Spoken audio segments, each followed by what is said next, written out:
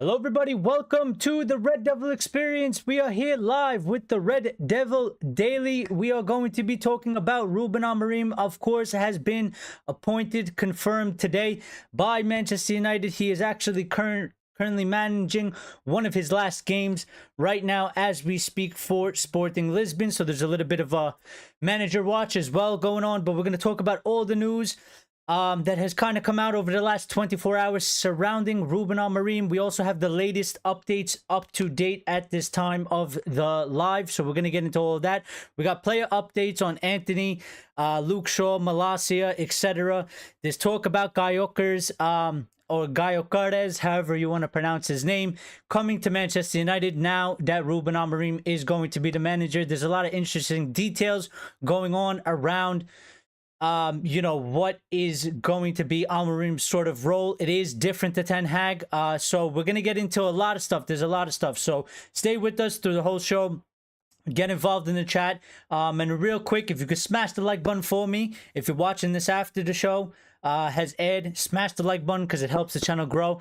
And we greatly appreciate it. And if you want to join the community, subscribe, turn on notifications, get involved, and all that good stuff. But we're gonna get straight into the show, and I see a couple of the chat members already in here getting involved. Warren J is in here, Lyle is in here. Good to see you guys. And before I start with the news topics, I will read out what Warren J has said. So he has said that he said, I think new manager get to play again against City in the Champions League will be an advantage for us when he has to play against City versus United. He'll remember the game and learn from his mistakes. Well, he might make some mistakes. Maybe he even wins. Obviously, the gulf in class between, Sporting and Manchester City is big, you would say. Obviously, Manchester City are more of the favorites. But I think he plays good football. I think he has a good system. Hopefully he gives him a game. I mean, how amazing would it be if he somehow beats Manchester City in that game?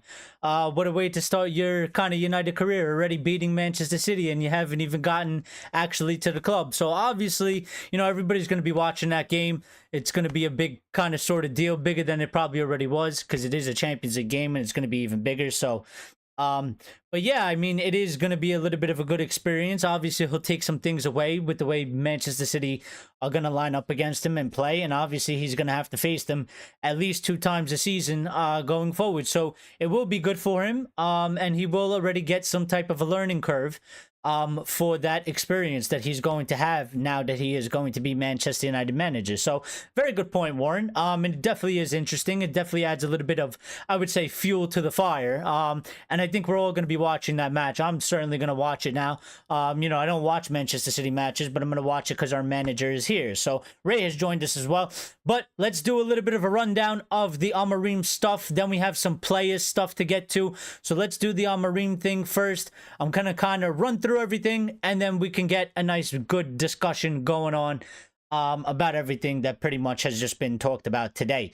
So obviously, as you can see, this was put out by Manchester United's official account this morning, early in the day, saying Ruben Amorim is Manchester United's new head coach. They put out this picture, nice picture, looks very heavily in thought there. But the official statement that came out that is on Manchester United's website, if you have not read it or seen it, is as follows. Manchester United is delighted to announce the appointment of Ruben Amorim as head coach. Notice that key word, because there's big things going on around that. They did not call him the manager. He is a head coach of the men's first team, subject to work visa requirements. He will join until June 2027 with the club option of an additional year. Once he has fulfilled his obligations to his current club, he will join Manchester United on Monday, the 11th of November. Ruben is one of the most exciting and highly rated young coaches in European football, highly decorated as both a player and coach. His titles include winning the Premier League twice in Portugal with Sporting, the first of which was the club's first title in 19 years. Vanessa Roy will continue to take charge of the team until Ruben joins. So it was short. It was sweet. Wasn't great detail from Manchester United. Obviously, I think more things are gonna come. Obviously, like more official pictures and stuff like that. Right now, he obviously is still at Sporting. He is still in Portugal, and I think once he, kind of comes to Manchester United, we'll see more of an, everything that usually comes with the official statement. The pictures, the signing of the contract, the picture of the signing of the contract, a couple photos of him at Old Trafford and stuff like that, and inside of the club. But this is a little bit unusual. It's a little bit similar to kind of Ten Hag. Ten Hag was still at Ajax. We did get a picture of him with the scarf, while he was still at Ajax. So it's a little bit similar in that way, a little bit different in other ways. But yeah. Now, the updates that followed this was more so like this. Manchester United are convinced that Ruben Amorim has the ability to deliver a transformation of their tactical identity, personality, and proper football enjoyment. This is coming from Melissa Reddy. And I do agree with this in some sort of fashion. I think there is a lot of positivity that he can do this sort of thing. I do think that he does fit this sort of bill. He is a young guy. I think he will be able to connect with the players. There's been a lot of talk in recent times about the players at Manchester United and sort of this kind of disconnect between the managers and the players, and how today's times are totally different than it was in back in the day, and the manager has lost some sort of authority. But I think there are ways to kind of connect with the players, and I think him being fairly young and him only just being, he wasn't a player too long ago. So he is sort of from this era of these players. I think he understands, this era of social media, this era of this type of player. So I think he can connect with them very, very well. And also, I've been looking a lot into his system. I think his system is a very good system. It's a very fluid system. It allows, a lot of interchangeability. I think it offers a lot in attack and it offers a lot in defense. And I think it's a very, very good system. I'm looking forward to seeing this system at Manchester United, because I also think that his system does fit many of the players that we already have. So I think this is one of the reasons why INEOS chose to go with him. I think he ticks a lot of boxes for INEOS and for the project. And I think he is definitely, as you start to look further and further into detail, I think he is one of the few managers out there that ticks these boxes, that fits this project. I kind of liken him. A lot of people were talking about Xabi Alonso. Obviously, Xabi Alonso doing his thing at Bayern Leverkusen, doing very well. And I kind of see a little bit of a similarity in that aspect. I think it is very, very similar in terms of he is an exciting up-and-coming coach. He's done very, very well. He's playing a sort of modern, 3-4-2-1 type of formation, similar to Xabi. So obviously, I think getting Amorim from Sporting was much easier than getting Xabi Alonso from Bayer Leverkusen. I don't think you can get Xabi Alonso from Bayer Leverkusen right now. Amorim, you can get him right now. They obviously have differences in their personality and per se and stuff like that, but they are similar in terms of that course that they are on track to become some of the top managers in football going forward. And as course, as football is losing top managers to time, with the likes of Guardiola, Ancelotti, etc. Klopp is out of the game right now. These guys are kind of going out of the game, and the new era of manager is upon us, and it's coming quickly. So, United have certainly got their foot in the game, I think, with this man. But more updates that followed up. And also Melissa Reddy saying that Manchester United are confident that Ruben Amorim can make some of their mega buys look like good business. And I think he certainly can do this, because I think the system that he plays will fit a majority of our players, and I think it will fit them very well. The more you look into this system, the more you can kind of envision a lot of the players we have and how they sort of fit into this system. And if the system, gels well and it takes well, I think, a lot of the players, especially the ones that we bought this season, they can excel and they can look appearances are strange. Like, I think they can look better than they have been. I don't think we have bad players. We've been very poor. They performed very poor. But I don't think we have that many bad players. I think, one of the things that we've struggled with at Manchester United since post-Ferguson is that we haven't been able to have a manager that that has done what Ferguson did. I think one of the important things that Ferguson did was he was able to get the best out of many majority of the players at the club. And some of these players, you could have labeled them as very average players. And he got them to, at a lot of times play necessarily above their ability of what people thought they could play, maybe even what they thought themselves they could play. And I think, that's important to have in a manager. Ferguson is not the only manager to ever do that, but he was successful in doing that. I think Guardiola is a player that, a manager that kind of does that. Klopp is another one in that sort of way. I think Amorim has done it at Sporting, and obviously, the difference in class between the Portuguese league and the Premier League is a big one, but I think he's done it at Sporting. If you look at the project and what he took over at Sporting, Sporting was a complete disaster. Sporting was a complete mess when he took over. The president at the time, before Amorim, and it's not the current president, he was literally hiring fans to break into the dressing room of Sporting to attack the players of Sporting. It was a complete and utter disaster. That president was removed. The president that they have now was elected by the fans. And they then went and brung in Amorim, and together they changed the culture of the club. They built a winning team and a winning culture, and they did something that hadn't been done at Sporting Lisbon for 19 years, and that was win the league, and in his first season. So yeah, I think he can. At his time there, Sporting don't have a lot of money. They're not a club in terms of, when you look at Benfica and when you look at Porto, they're not a club that has as much money as these clubs. He recalled some loans of players that they had, younger players. He brought up youth players, put them in the team, and he made do with what he had. And he won the league in the first season. So I think he can, and I do believe this, that he can, make some of the players that we have that are certainly been underperforming at Manchester United. I think he has a very good opportunity to make them look like almost bargains, almost deals. But definitely I think he could make them at least perform to the ability that many of us expected over this time.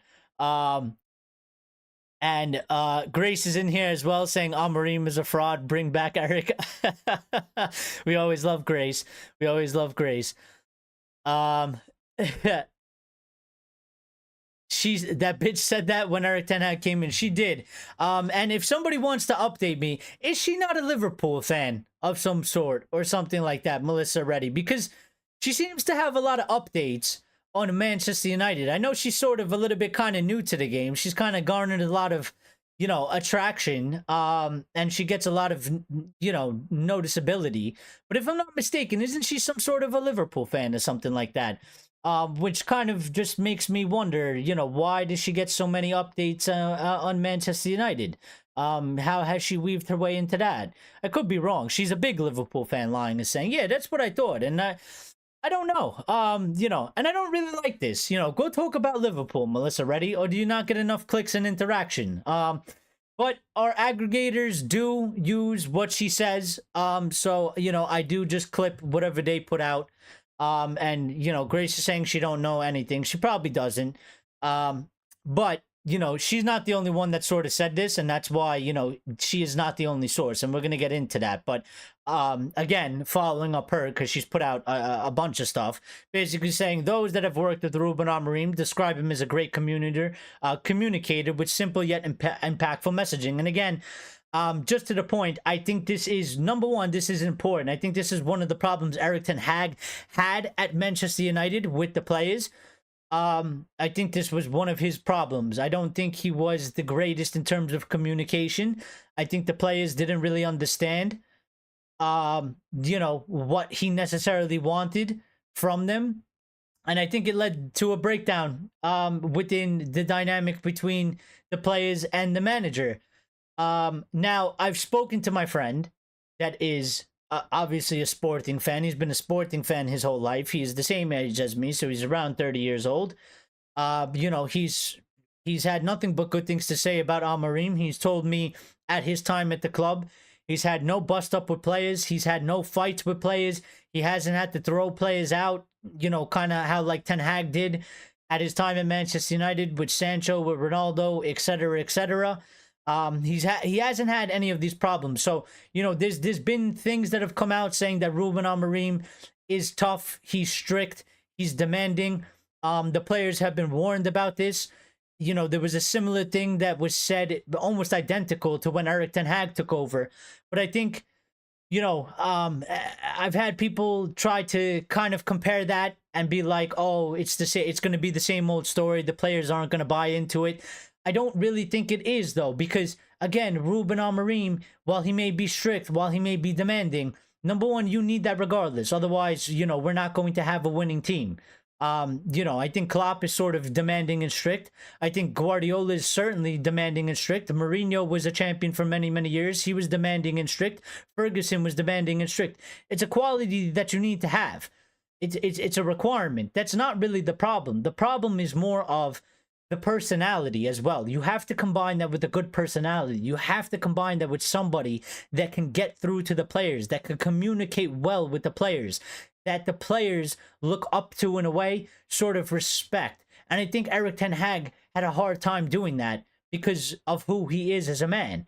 You know, not to say that he's any lesser of a man, but I just don't think that, you know, the problems we've had at the club, I don't think the dynamic coming from him necessarily helped to get these players. I think they bought into it at first, but once you go, you know, 2 years in, 3 years in, you with this man every day, you know, it might have started off as positive, but it certainly ended up rubbing off as negative, you know, as time went on. And I think with him at Sporting, with him having no problems at the club with any players, I think is a good indication that this man is a good communicator.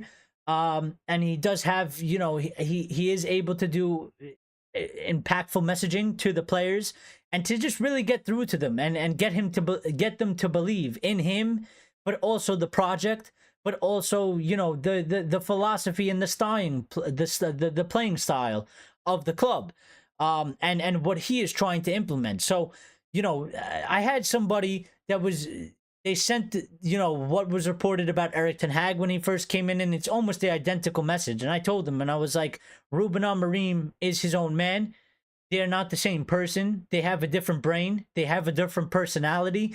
They have a different, you know, everything. They're not the same person. Just because they might both, you know, be quote unquote demanding and you know, strict and whatever, and they want high intensity, that doesn't mean it's going to be the same story.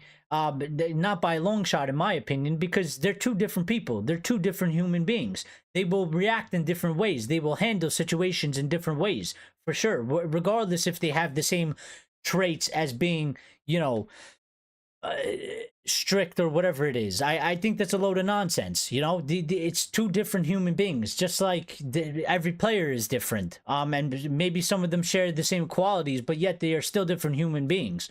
You know, so what is the chat saying? Amorim is in, Project 150 officially on the way. Absolutely it is. And that's another important thing. You know, we are, you know, I've been saying, and you guys have sort of been agreeing that for quite a numerous amount of shows. Again, when Ten Hag was here, it was a weird kind of scenario where everything was almost year one in terms of the hierarchy. Some of the players we bring in, obviously year one, some of them year two. Not that far into the project, right?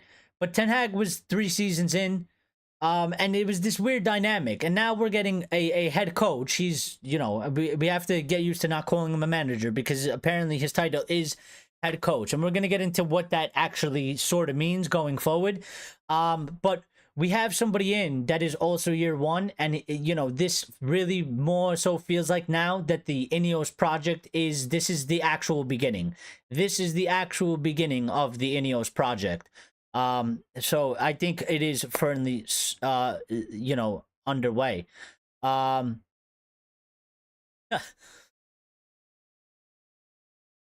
Warren J saying we're the only club that can view.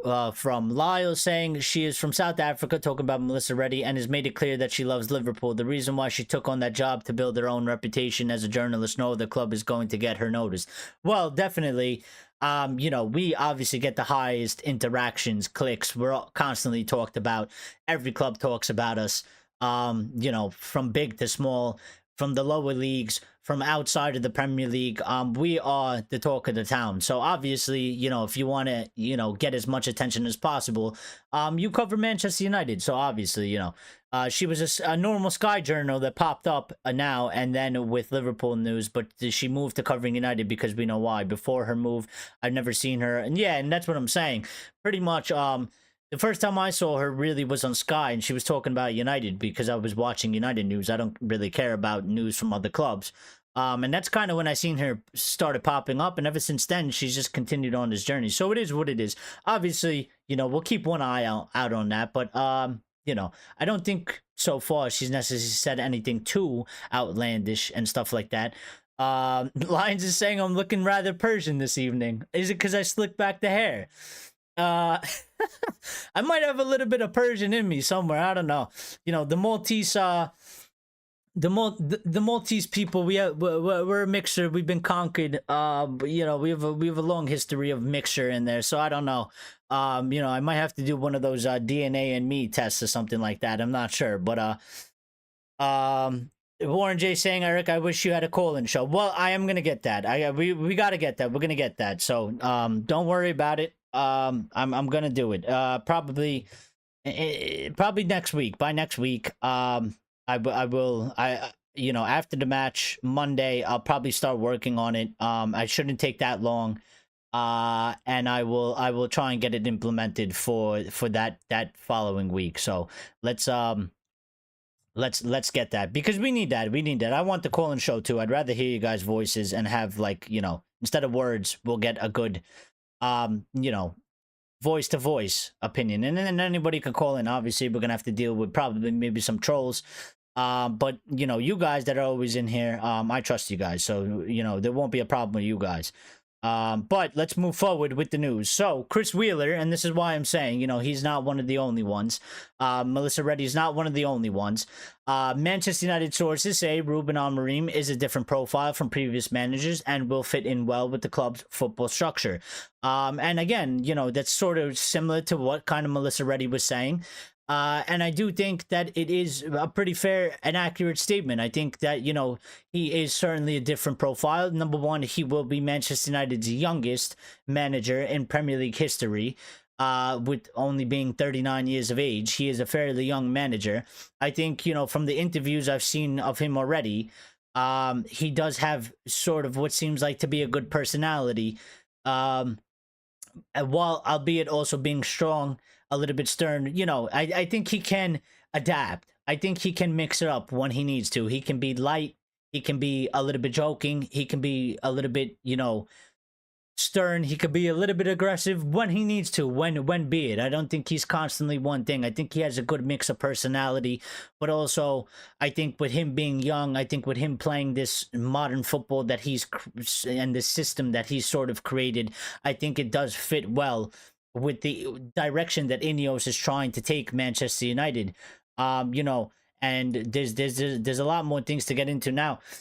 What Chris Wheeler has followed up with and has been talked about over the past couple of days is Ruben Amorim is known to want to bring 4 coaches and a sports scientist with him from Sporting to Manchester United. It's understood United will confirm his backroom team soon, but it won't happen today. So the backroom staff, from the reports that we've gotten, will be, if I get this accurate off the top of my head, because I'm trying to remember, it will be 2 assistant coaches, a goalkeeping coach, which I think was reported, a sports scientist, and the other one, I'm not 100% sure what that coach is going to be. But I think it's interesting that he's going to bring a goalkeeping coach, which I think, probably to him, very, very important.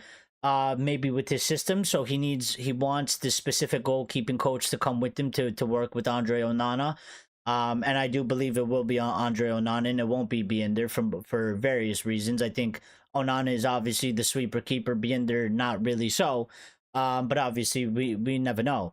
But I do think it will be Andre Onana. The two assistant coaches, obviously you got to have your assistant coaches, and I think it's interesting that he's kind of demanding that he wants this sports scientist to come with him, and I'm actually all here for it, because I don't even think we necessarily have the best sports scientists at the club. I think we, positions like that are sort of in the background and not really talked about, I think we do still need to update them and sort of get the best of the best. So, I don't know this sports scientist per se, but I think, looking at how well it's gone at Sporting, I'm hopeful that this guy is very, very good at his job. And I'm here for him bringing the sports scientist in, and hopefully maybe it changed a little bit of our fortunes in terms of injury. Maybe it could get the players a little bit more fit, because that's what they do deal with in terms of data. They do look at the data and stuff like that, diet and stuff like that. So I do hope that this guy is maybe he's one of the top sports scientists that there is. And he's coming to Manchester United with Ruben Amorim. I think it's very, very good that INEOS is getting all these people in. We've seen sort of, in the past when Manchester United have sacked managers and brung in a new one, that we haven't gotten this many people in along with the manager, and we are used to kind of leaving, these sort of people that were under the previous manager in place to work with the new manager, and that will never work. And that's why it didn't work, and it was always a recipe for disaster. And INEOS obviously doing the correct thing and the right job, and doing what they had to do in terms of getting these people in. So very, very encouraging that they are doing this. They are taking the right steps in the right direction, and they're trying to set up Manchester United and Amorim the best possibility to succeed and bring Manchester United forward, and bring Manchester United sort of out of this darkness that we've been in for over the past 11 plus years or so. So for sure. Now the following update that goes into that, and this is what we have to talk about in terms of Ruben Amorim does not have a recruitment veto at Manchester United. So obviously Erik ten Hag had a veto on recruitment, which would be players coming into the club, and he could turn down any player that he didn't want. So even if, and I believe this is how it was going, because this was given to him under Richard Arnold and John Murtaugh and co. before INEOS came in. So the thing was that if the club wanted to bring a player in, Erik ten Hag could tell them no, and then therefore that deal is dead and that player is no longer coming. That continued under INEOS because they did not give him a new contract. When they extended his contract, that was still technically in his contract because it wasn't a new contract. It was just an extension of the old contract. So Erik ten Hag did have the power, even per se, let's say Jason Wilcox or Dan Ashworth or Omar Barada, if they kind of identified a player that they thought would fit the club going forward and the project. If Erik ten Hag didn't want that player, he could veto that, and therefore the club would not be able to bring that player in. That is no longer a thing going forward. Ruben Amorim will no longer have that power. There has been arguments in the fan base as to it is good and it is bad. And I think there is fair arguments for both sides.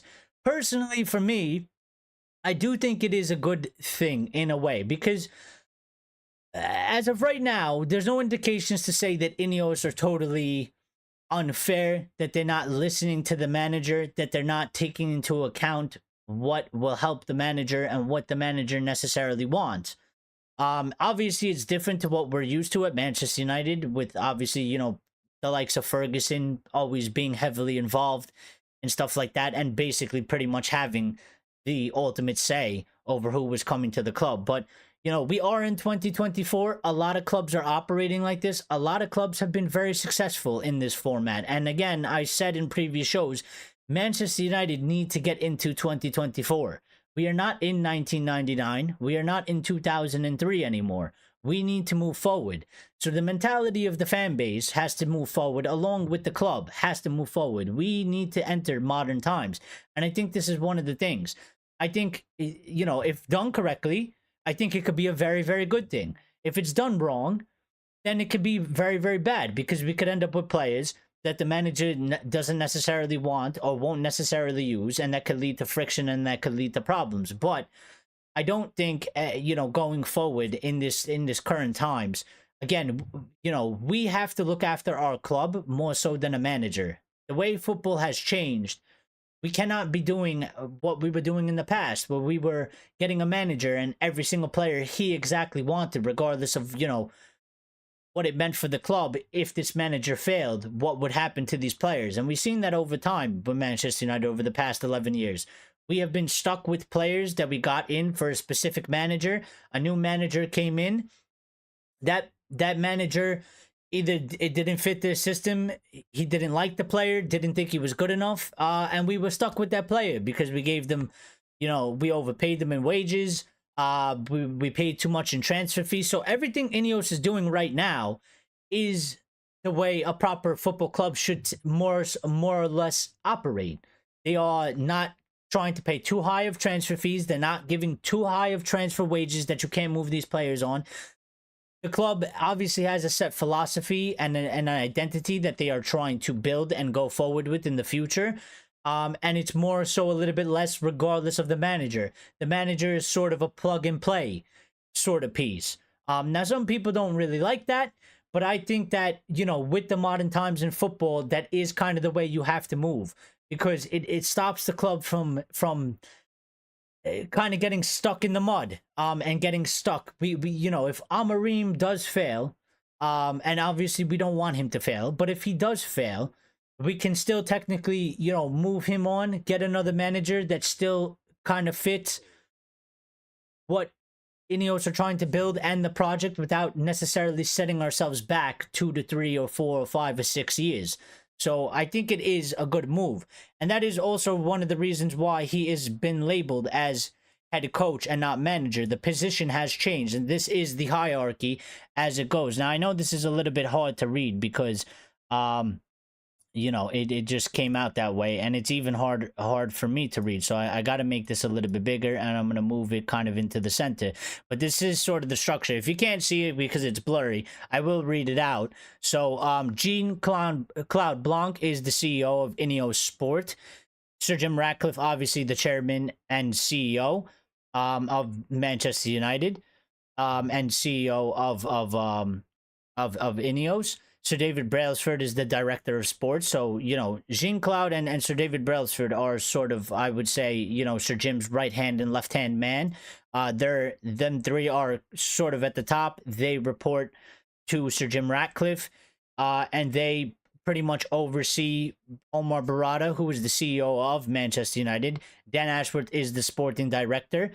Dan Ashworth is technically then in charge of Jason Wilcox, Christopher Vivell, and Ruben Amorim. And that whole dynamic goes as so. Jason Wilcox is the technical director. Christopher Vivell is director of recruitment for now. He was brung in temporary. He seems to have done a good job. He may be staying even longer than was anticipated. And Ruben Amorim is now the head coach and not quote-unquote manager. And it's sort of a similar kind of thing to the likes of a Bayern Munich, the likes of a, you know, other clubs out there, even sort of like a Manchester City and a Liverpool and, you know, other big clubs that are out there like that. So, so Ashworth, who's Ashcroft? Ashworth?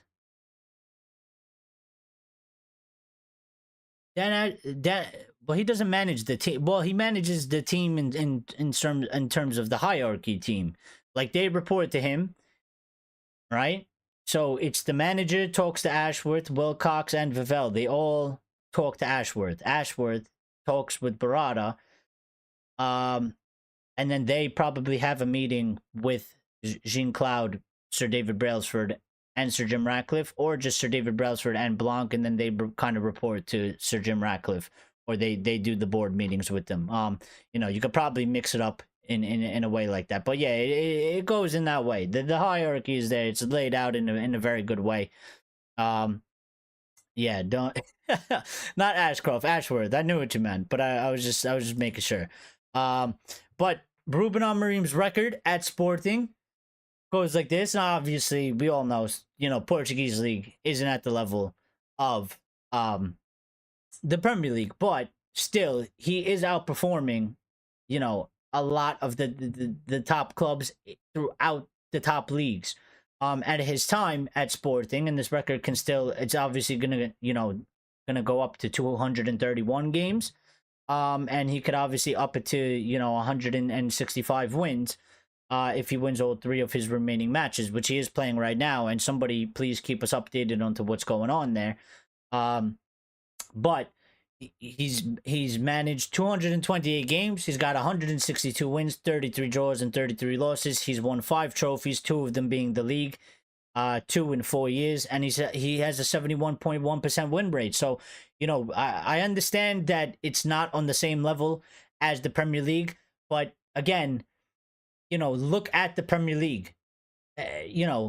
Where have all of these managers that have been successful come from? They've always come from outside of the Premier League. They've come to the Premier League and they've taken the next step up. If you are brilliant, if you are good enough, it doesn't really matter, what you've kind of done in a different league that is not up to Premier League standards. You come to the Premier League to grow, to develop yourself as a manager, and to kind of take that next step and to kind of, just elevate yourself. And I think, with this record, it's a very, very encouraging signs. Doesn't necessarily mean he will be successful in the Premier League, but I think it is a good indication that he is a very high performing coach where he is. And the Premier League is definitely a big step up for him. But I think, with these numbers, he does have grounds to succeed. And become one of the best managers in the world, if not become the best manager in the world, because you come to a club like Manchester United in the Premier League, if you can make them super successful and return us to the top and make us play good football, then you are definitely, going to be seen as, if not one of the best, you're going to be seen as the best manager in the world. And that's it. Stephanie's in here as well.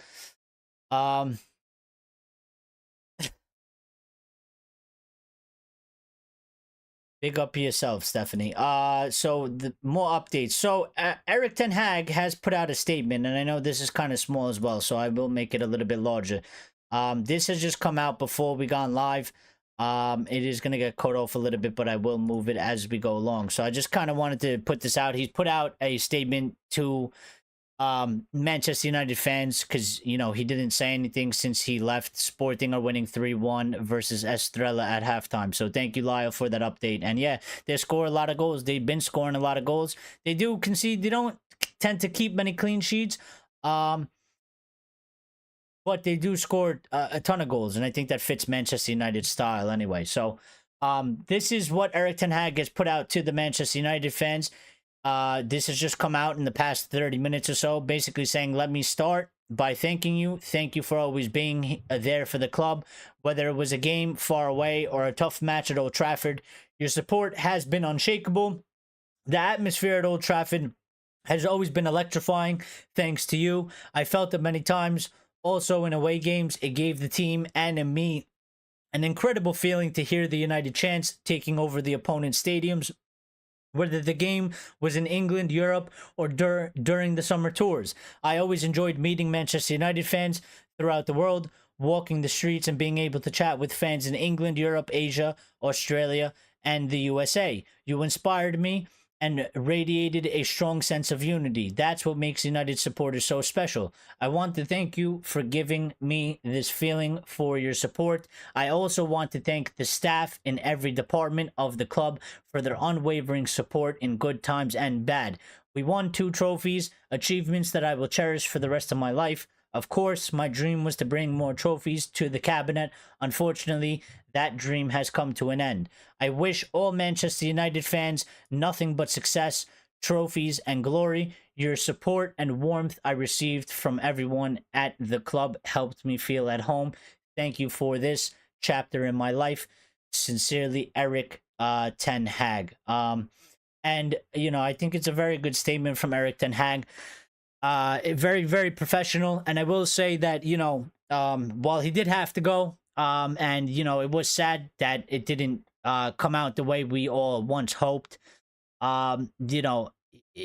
He did keep it always professional in terms of that. And I do give him a big up for himself for just putting out that statement, keeping it professional, kind of saying one last thank you to the Manchester United fans. I think we did support as good as we could, but again, this is a results based game, and he'll understand that. Obviously, he'll be hurt, and he'll be upset that he didn't, in his feeling, get to see out the project that he thought he could be successful with.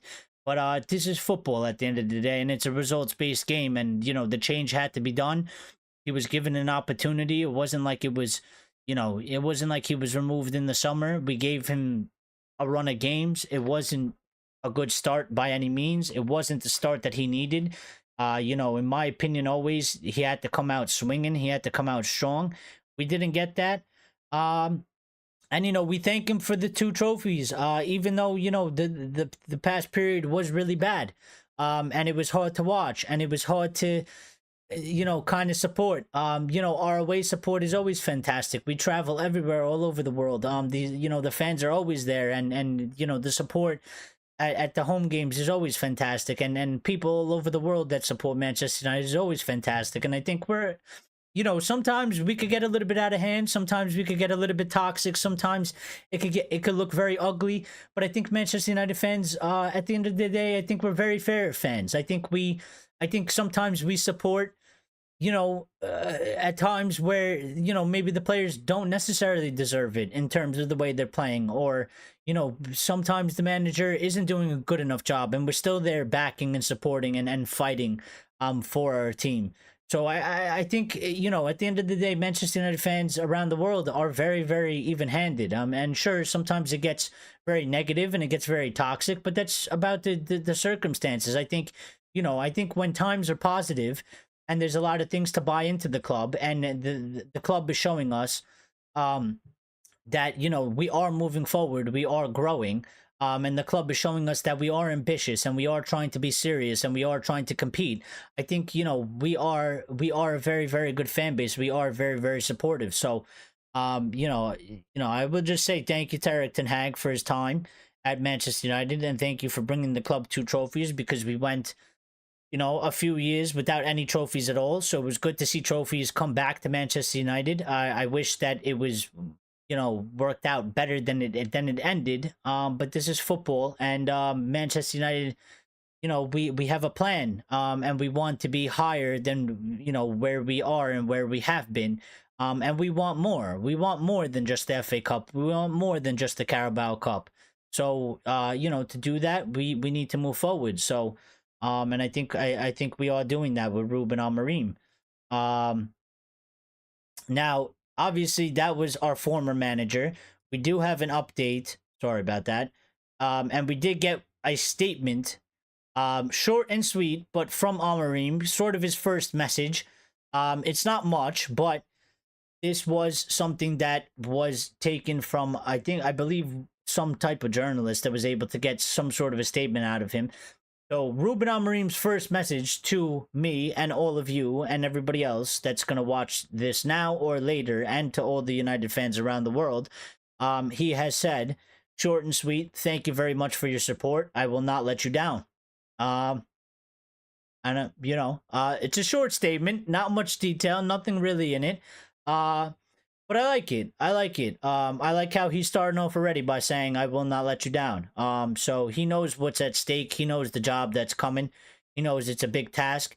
He knows that many managers have failed here before.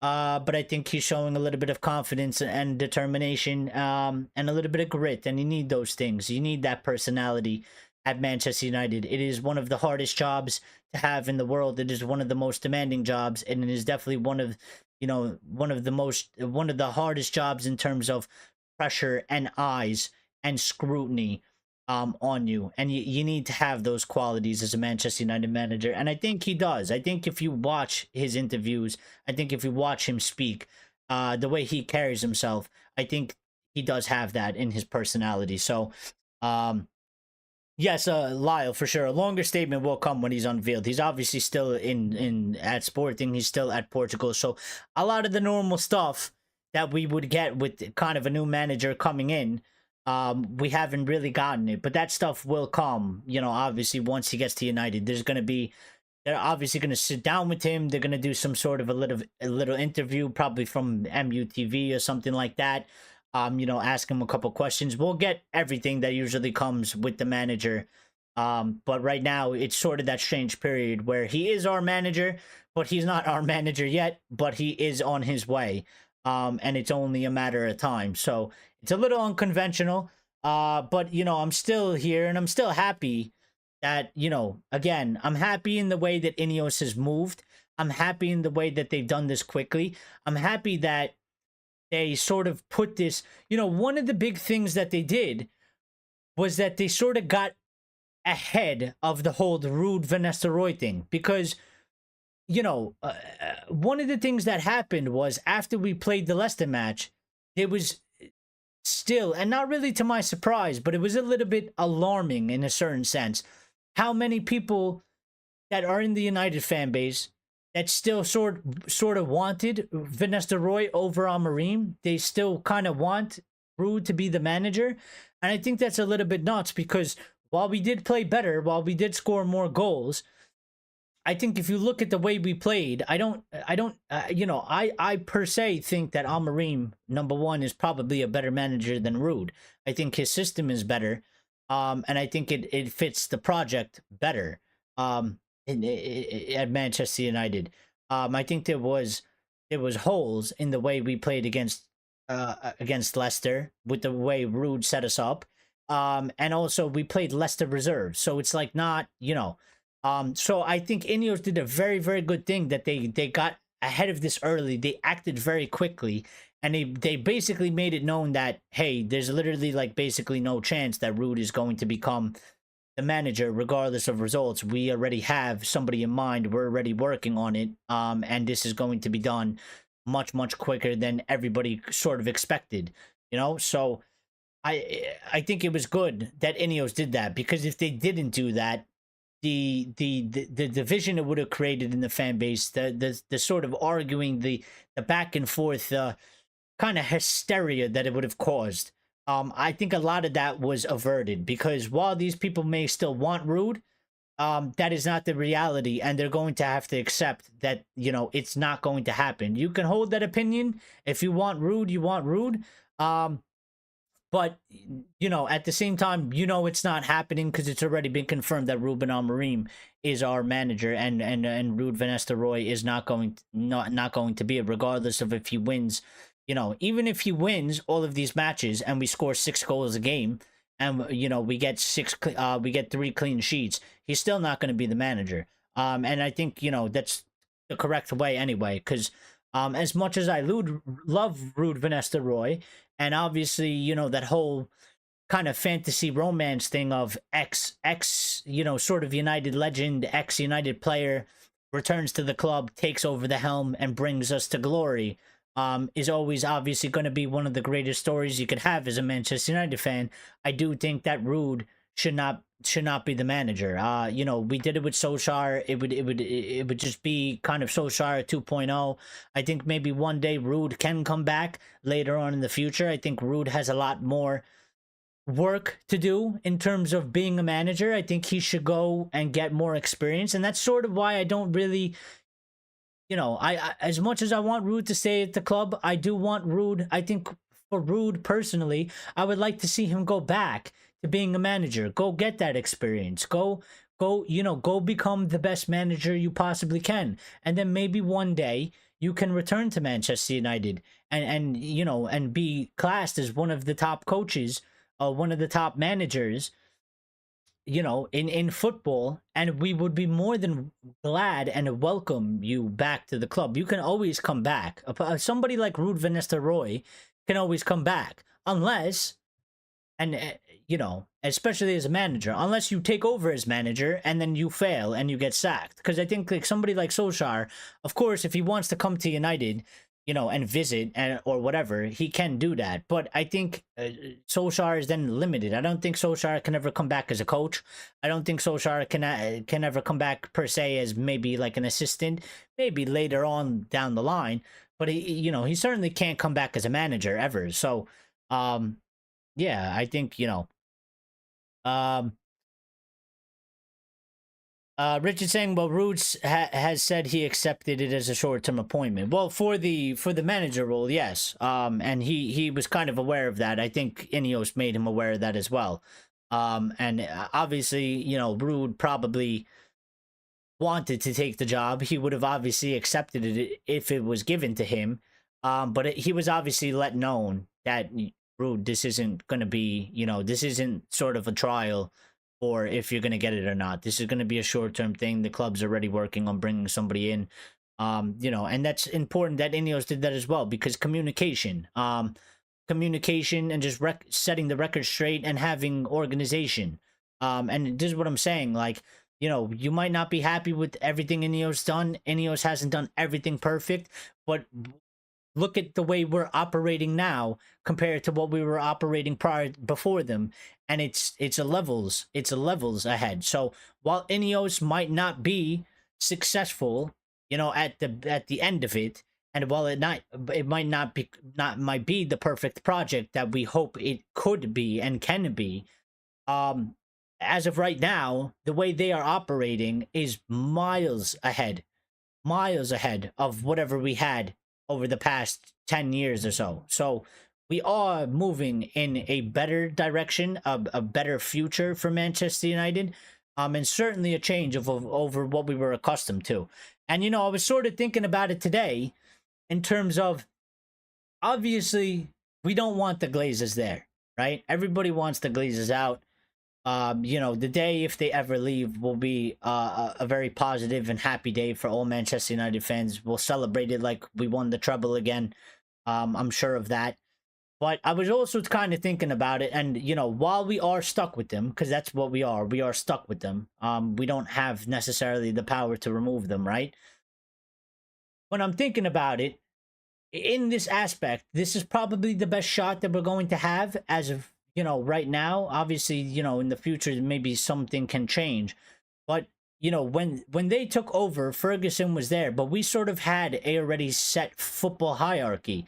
So, in the past, we were able to succeed with the Glazes there and having our football hierarchy. And we've kind of gone back to that in a way. Like, they are there. They are still there. They are still, owners of United. They are still in charge in some form. But we do have a whole group of people in charge of the football side, and it's not per se them and their people, and therefore we can succeed even if they're still there. Now we have to see what's going to happen with how INEOS take us forward and stuff. But I think the fact that we have other people other than the Glazers directly dictating and influencing the football side of things, I think it does give us a very, very good shot to become much, much better than what we've been over the past few years. For sure. Steph is saying Rude is our fourth ex-player interim after Giggs in 24, Ali in 2018, and Carrick in 2021. And he is. And obviously, Giggs didn't have a long stint. Ali obviously had the longest stint out of all of them and then got given the permanent job. And Carrick, I think he only managed one game, if I'm not mistaken. So, and Rude's only going to get three games. So, it's sort of been flirted with. It's sort of been fantasized. We had maybe kind of that, it was kind of a little bit longer than a one-night stand. It was like a one-night stand that turned into a sort of a two and a half year relationship. And then we kind of don't really want to go back to that right now, but maybe one day. But, again, we need to have, we're Manchester United. We can't just bring in ex-players to have because they are ex-players or ex-legends. Like, the hope is that they go and they develop themselves like Carrick is doing now, like McKenna is doing now, like I want to see Rude do, like I think he was already doing. I want to see these guys go out there, go learn, go be the best manager you can. Go be successful, and build yourself up as much as possible. And when you do get to the point that you are considered a very, very top manager, there's always there's always a space for you to come to Manchester United if it does become available in and around that time. But you have to hit that level first. We can't bring you in and teach and hope that you reach that level, because we've been in a very, very bad period. We don't have any more time to really waste. We don't have any more, we don't have anything to really take that risk on. We need to get whatever is the best of the best, or whoever's hitting these heights that do belong at Manchester United and that do follow the sort of standards that we do have for the club. So Elias saying also, you don't want to keep the interim manager on a hook for an extended period of time, not knowing what's going to happen. And that's really, one of my points that was from before, is that, communication is key. Organization is key. And INEOS are doing these things right now. These things were not happening at Manchester United prior to them.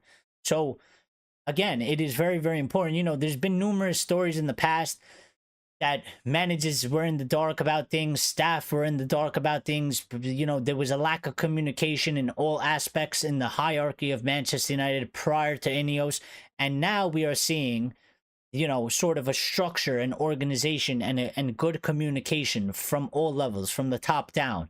So I think it was important that, they didn't leave Rude or the interim, whoever it may be, in the dark or on a hook, like Lyle said, for an extended period of time, not really knowing what's going on at the club. Like, he was informed. They got ahead of it early. They did the right thing. They moved quickly. So they deserve credit. And obviously, I know in the future they will make a mistake somewhere and they're going to deserve, criticism and blame. But when they do the right things, we got to give them credit. And when they don't, we can criticize and complain. I mean, that's just how the world works. And in my opinion, that's how it should work. Stephanie pointing out we got 10 likes. I think we have 11 now. Yes, so everybody that smashed the like button, thank you, because it helps the channel grow. So if you could do that, if you haven't done it already, we appreciate you a lot. And get involved in the chat. New people, we're always up for you getting involved. You could get involved and speak your mind. No, but nobody is turned down here. Nobody is turned down here. Just be respectful. But yeah, everybody is welcome to give their opinion and voice. You can be heard on this channel. Lyle is saying, Rude said he is happy to stay in any capacity, so he may take the attacking coach role. I would, until something comes up or close to the season. And Lyle saying Southampton will most likely sack their manager. Wolves, Crystal Palace are all in trouble. Rude will find a job quick. Heck, he can even link up with Sporting somehow. Well, I think those are good points, and I do think, Rude did say that he did do a presser yesterday. And he did say that, he is happy to stay in any capacity if he can help the club. And obviously if he is wanted. I think it's important, obviously, because it is a little bit of a strange dynamic. Obviously, Amorim is bringing his players, he's bringing his staff. So you don't want to necessarily force Rude onto Amorim and be like, hey, we got this sort of ex-legend. He was a top striker. He could be good for the attacking, but like the dynamic between them, we don't really know if it's going to work. So, if Amorim is open to it, then I'm open to it. But if Amorim doesn't feel so good about it and he'd rather just have his people, then we need to do what is right. And Rude can go somewhere else. But of course, I do feel for him because he sort of left, and obviously it was his decision. But he was a manager. He was at a decent club in PSV, I believe, right? And I think he was doing a pretty good job there, and I think it was good for him to develop there. And he left out of there to become an assistant. And now it looks like he's not going to even be an assistant. He will probably most likely be something like Lyle said in terms of, being maybe an attacking coach or something like that, which is obviously a step down from assistant because you're having less power, less influence, and less say per se in a certain aspect. But if he's happy to, and he said he is, then obviously that's okay. But I would like for him, maybe if he stays for a little bit and an opportunity arises, I would like to go see him go back into being a manager, because I think he was already doing a pretty good, decent job over there in the Netherlands, and I think you know, I just want to see him become a great manager. Carrick had 3 games, 2 Premier League and 1 Europe. All right, I got that information wrong from somewhere, because I think somewhere I seen somebody said that Carrick had 1, so he did, and I did question that, but I was like, maybe I was just wrong. But yeah, that sounded a little bit more right. Lions asking if the new people are entertained. Well, I don't know. Hopefully they are. Rude loves United and we love Rude. Absolutely. Absolutely. Ex-legend, he is not a legend anymore. Well, you know what I mean. You know what I mean. But we have a little bit more updates. So that was everything kind of with Amorim. Obviously, we're going to do a little bit of a checkup. What has been going on. What has been Warren J actually saying that no, him and PSV didn't agree and some things, and he left PSV. Well, that much I don't know about, but I'm going to take your word for it, Warren J. So if that's the case, that's interesting. I didn't, you know, I'm not aware of that whole situation, so I can't really say.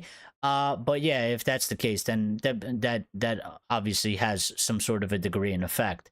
Rich is saying he's entertained, and Lions is saying he's entertained. Well, thank you guys, because you guys are always here. So, but that was everything kind of with Ruben Amorim. Of course, we're gonna check in a little bit after we get through this stuff, but this section is gonna be more so on player updates.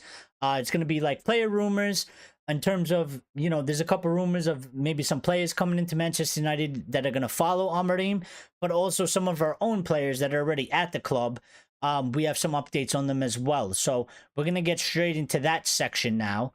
And the biggest one, obviously, is Victor GYOKERES, or I don't know how you pronounce his name. Everybody pronounces his name wrong. GYOKERES, whatever you want to call him. I don't really care. But this has come from Plettigol today.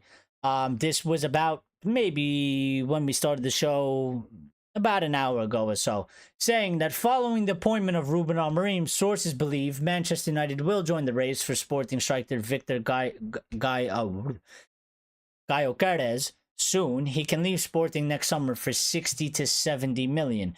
And I think this is certainly going to be one to watch. Obviously, the links are going to come because, number one, it's Amorim's player. Number two, he's been performing, you know, absolutely unbelievable. He's one of the top strikers, if not the top striker, in all of Europe, under Ruben Amorim. He's scoring goals like crazy. And he's just been absolutely fantastic. So obviously the links, just because Amorim has managed him at Sporting and Amorim is coming to United. But, you know, there are many people out there that do argue that, you know, we need a more experienced striker. And obviously I believe GYOKERES is 27 years of age. So he's basically in his prime. I think 27 is a very good age because he can give you a minimum a good 5 years. And he should be good for those 5 years, you know, and then he might start declining a little bit towards the end. But I think he does fit the project enough. And I think he is, you know, he's a very, very good talent. He's a very, very good striker. I also think that fee for somebody like him, with the goals that he's scoring and the way that he is playing, is actually a very good fee. I think there's going to be a lot of competition for him. I think the one thing that might help us, and I hope time will tell, and I hope maybe it's just some rumors, because obviously Victor GYOKERES, or GYOKERES, he and Himland or Heimland, however you pronounce his name, them two seem to be ones that are very, very upset with Ruben Amorim right now, because they had multiple offers to leave Sporting in this past summer. They turned down these offers to very big clubs, and, you know, probably a higher wage, and all sorts of stuff, because they stayed solely for Ruben Amorim.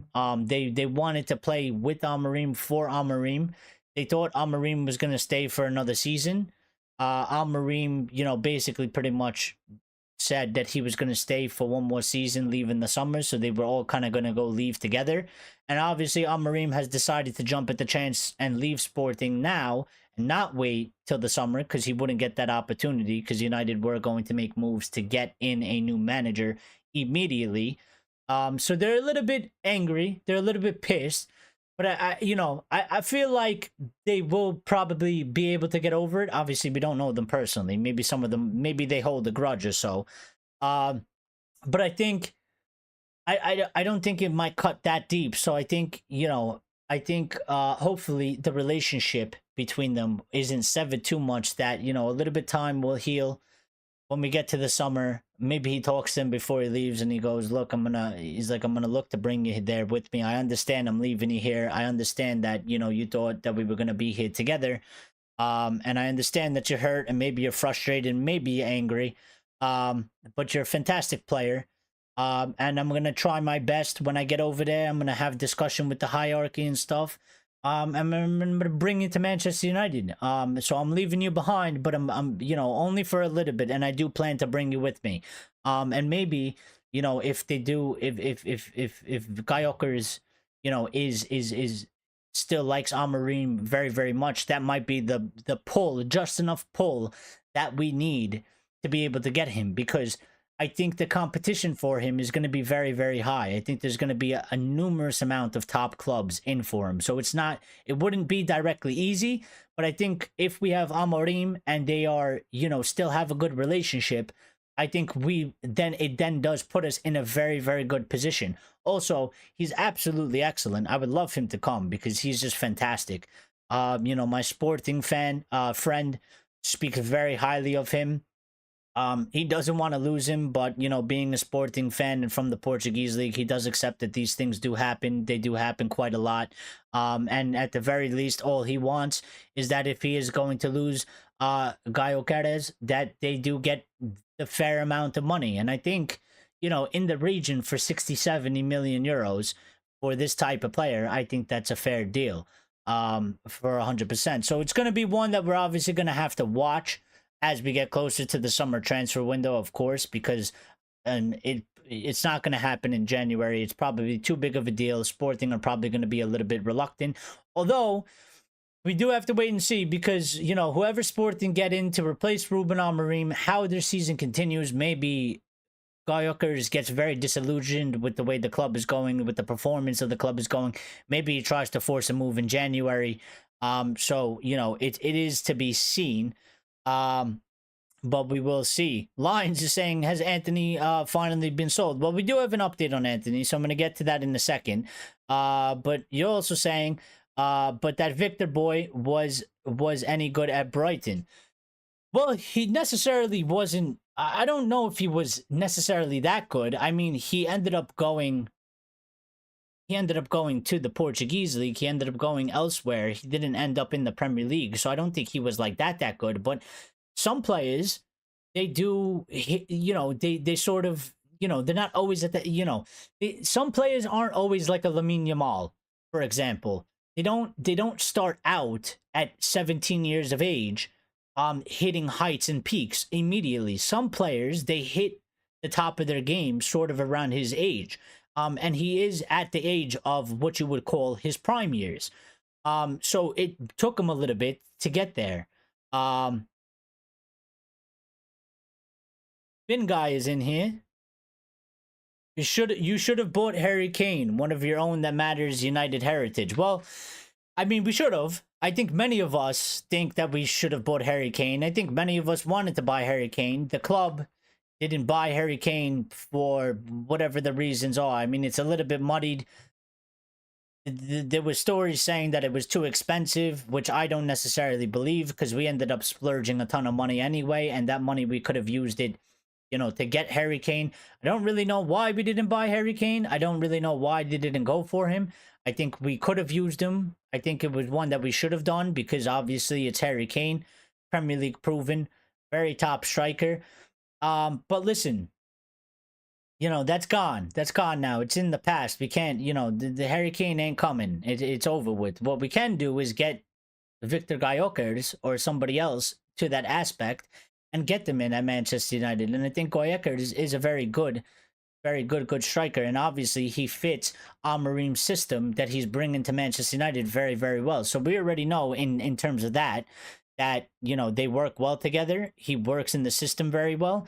It's almost more of a safer buy. And United wanted to go younger, as Lions said, but I question that. I still think it's sort of a mistake. I think it is important to go younger. I think it does fit the project.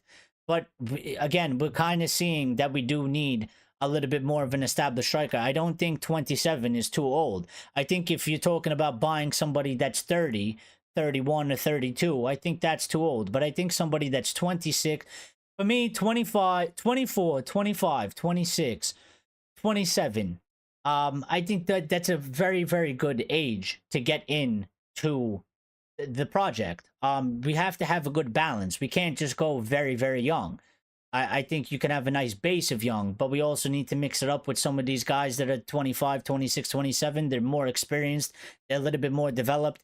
They can have a faster and better impact on the team. They can have a more immediate impact on the team and on the pitch immediately. So, you know, what else you saying? United superstars always been representing Team England. Now look at United, foreign guys in charge. Well, we have a couple English guys. I mean, but yeah, it has fairly kind of moved away from that. But we have a fairly good amount of, even the mixture of English. Of youth products are not all English, but we do have some. But listen, I know people feel all types of way about that, but for me, and while there are very good English players out there, look at football. I mean, does England dominate anything in any sort of way? In terms of, look at the national team. We have, England has a very good national team in terms of that, but do they ever win anything? There's many other countries out there and nationalities that produce top players.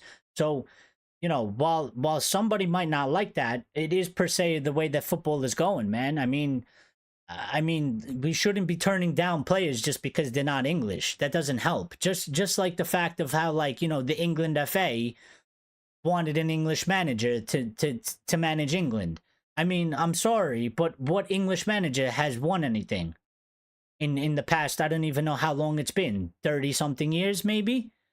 Listen, if they're English and they're top of the top, bring them in. I mean, they fit the culture, they fit the league. It's from their own country. Go ahead. But if they're not, then you can't really bring them in. You got to bring in whoever's the best. And if people from other countries are outperforming and are at a higher level than English, then you got to do what you got to do. What's best for the club. So, that's where I stand on it.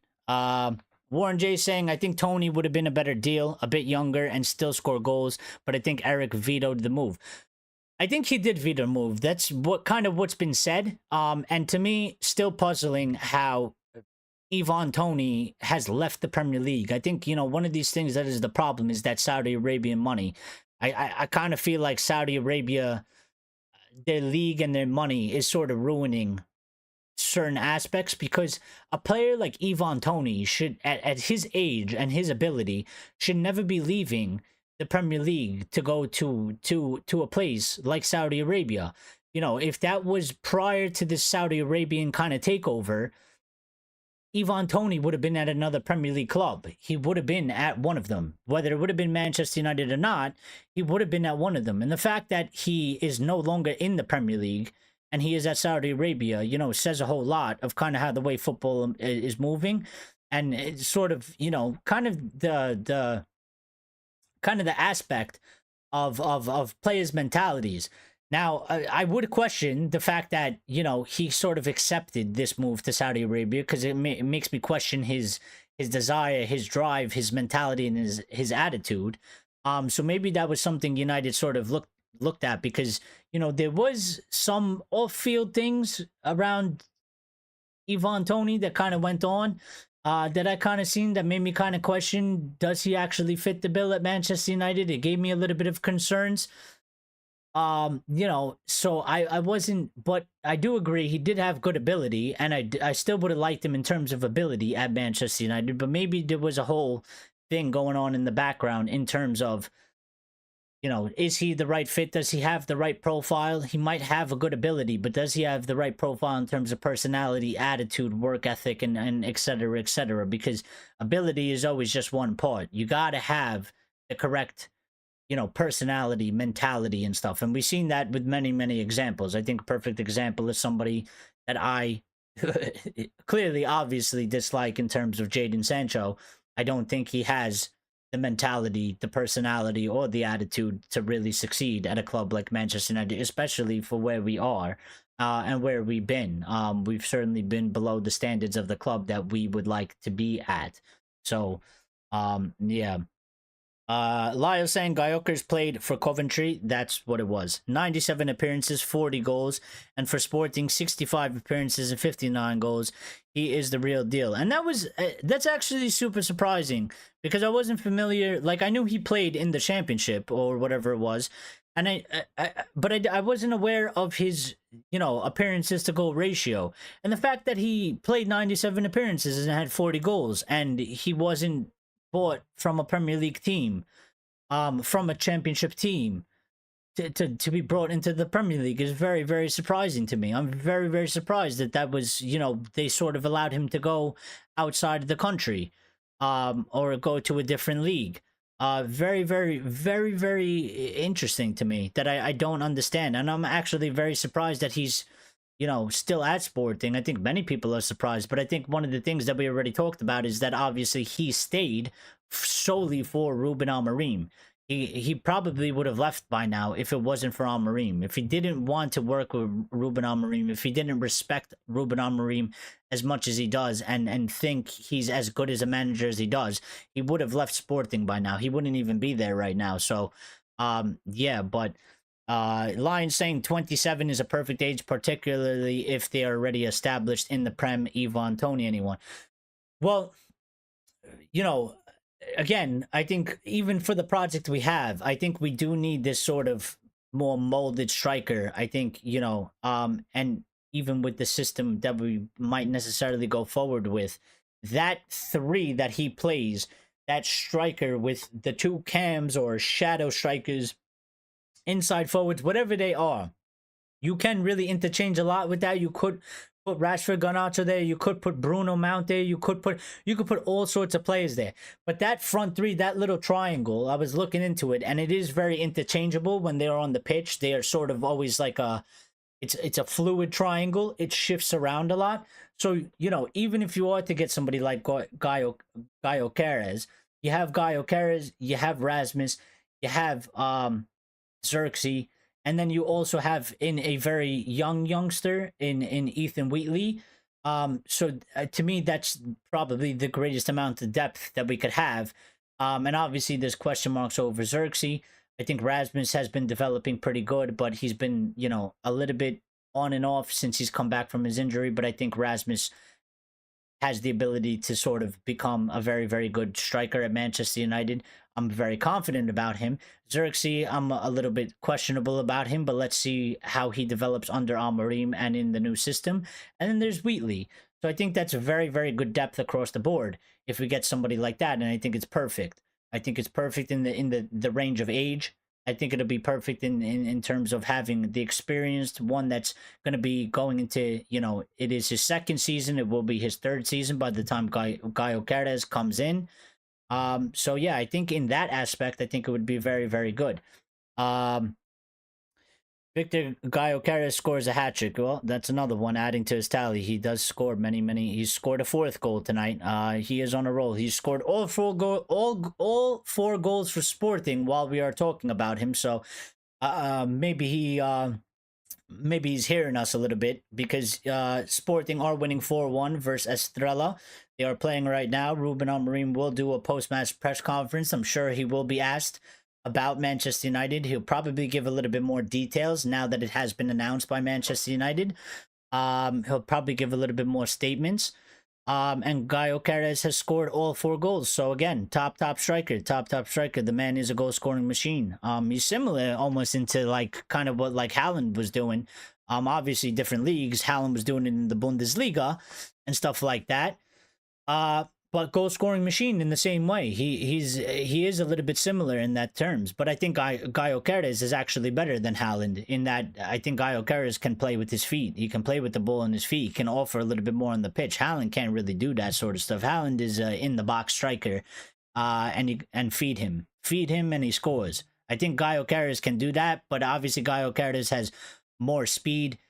His ability to dribble with the ball is also makes him fantastic. So, you know, Finn guy is saying United with a YA. Make sure you get that right. United have to go back to tradition. You don't buy young players and then develop. You buy complete players. Tevez, Berbatov, Van Persie, Zlatan, etc. And you are right. I think where we are right now, I think we got to do. I think we're doing a little bit of both in terms of we are buying young players. In both aspects, we're getting young players that are going into the youth academy that are still at a very young age that we then can develop. And you are per se saying that we are getting them for much smaller fees.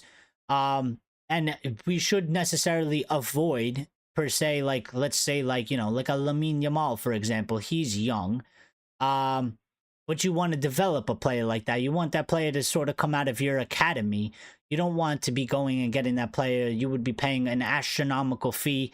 They are very young. They might not become what they look like they should become.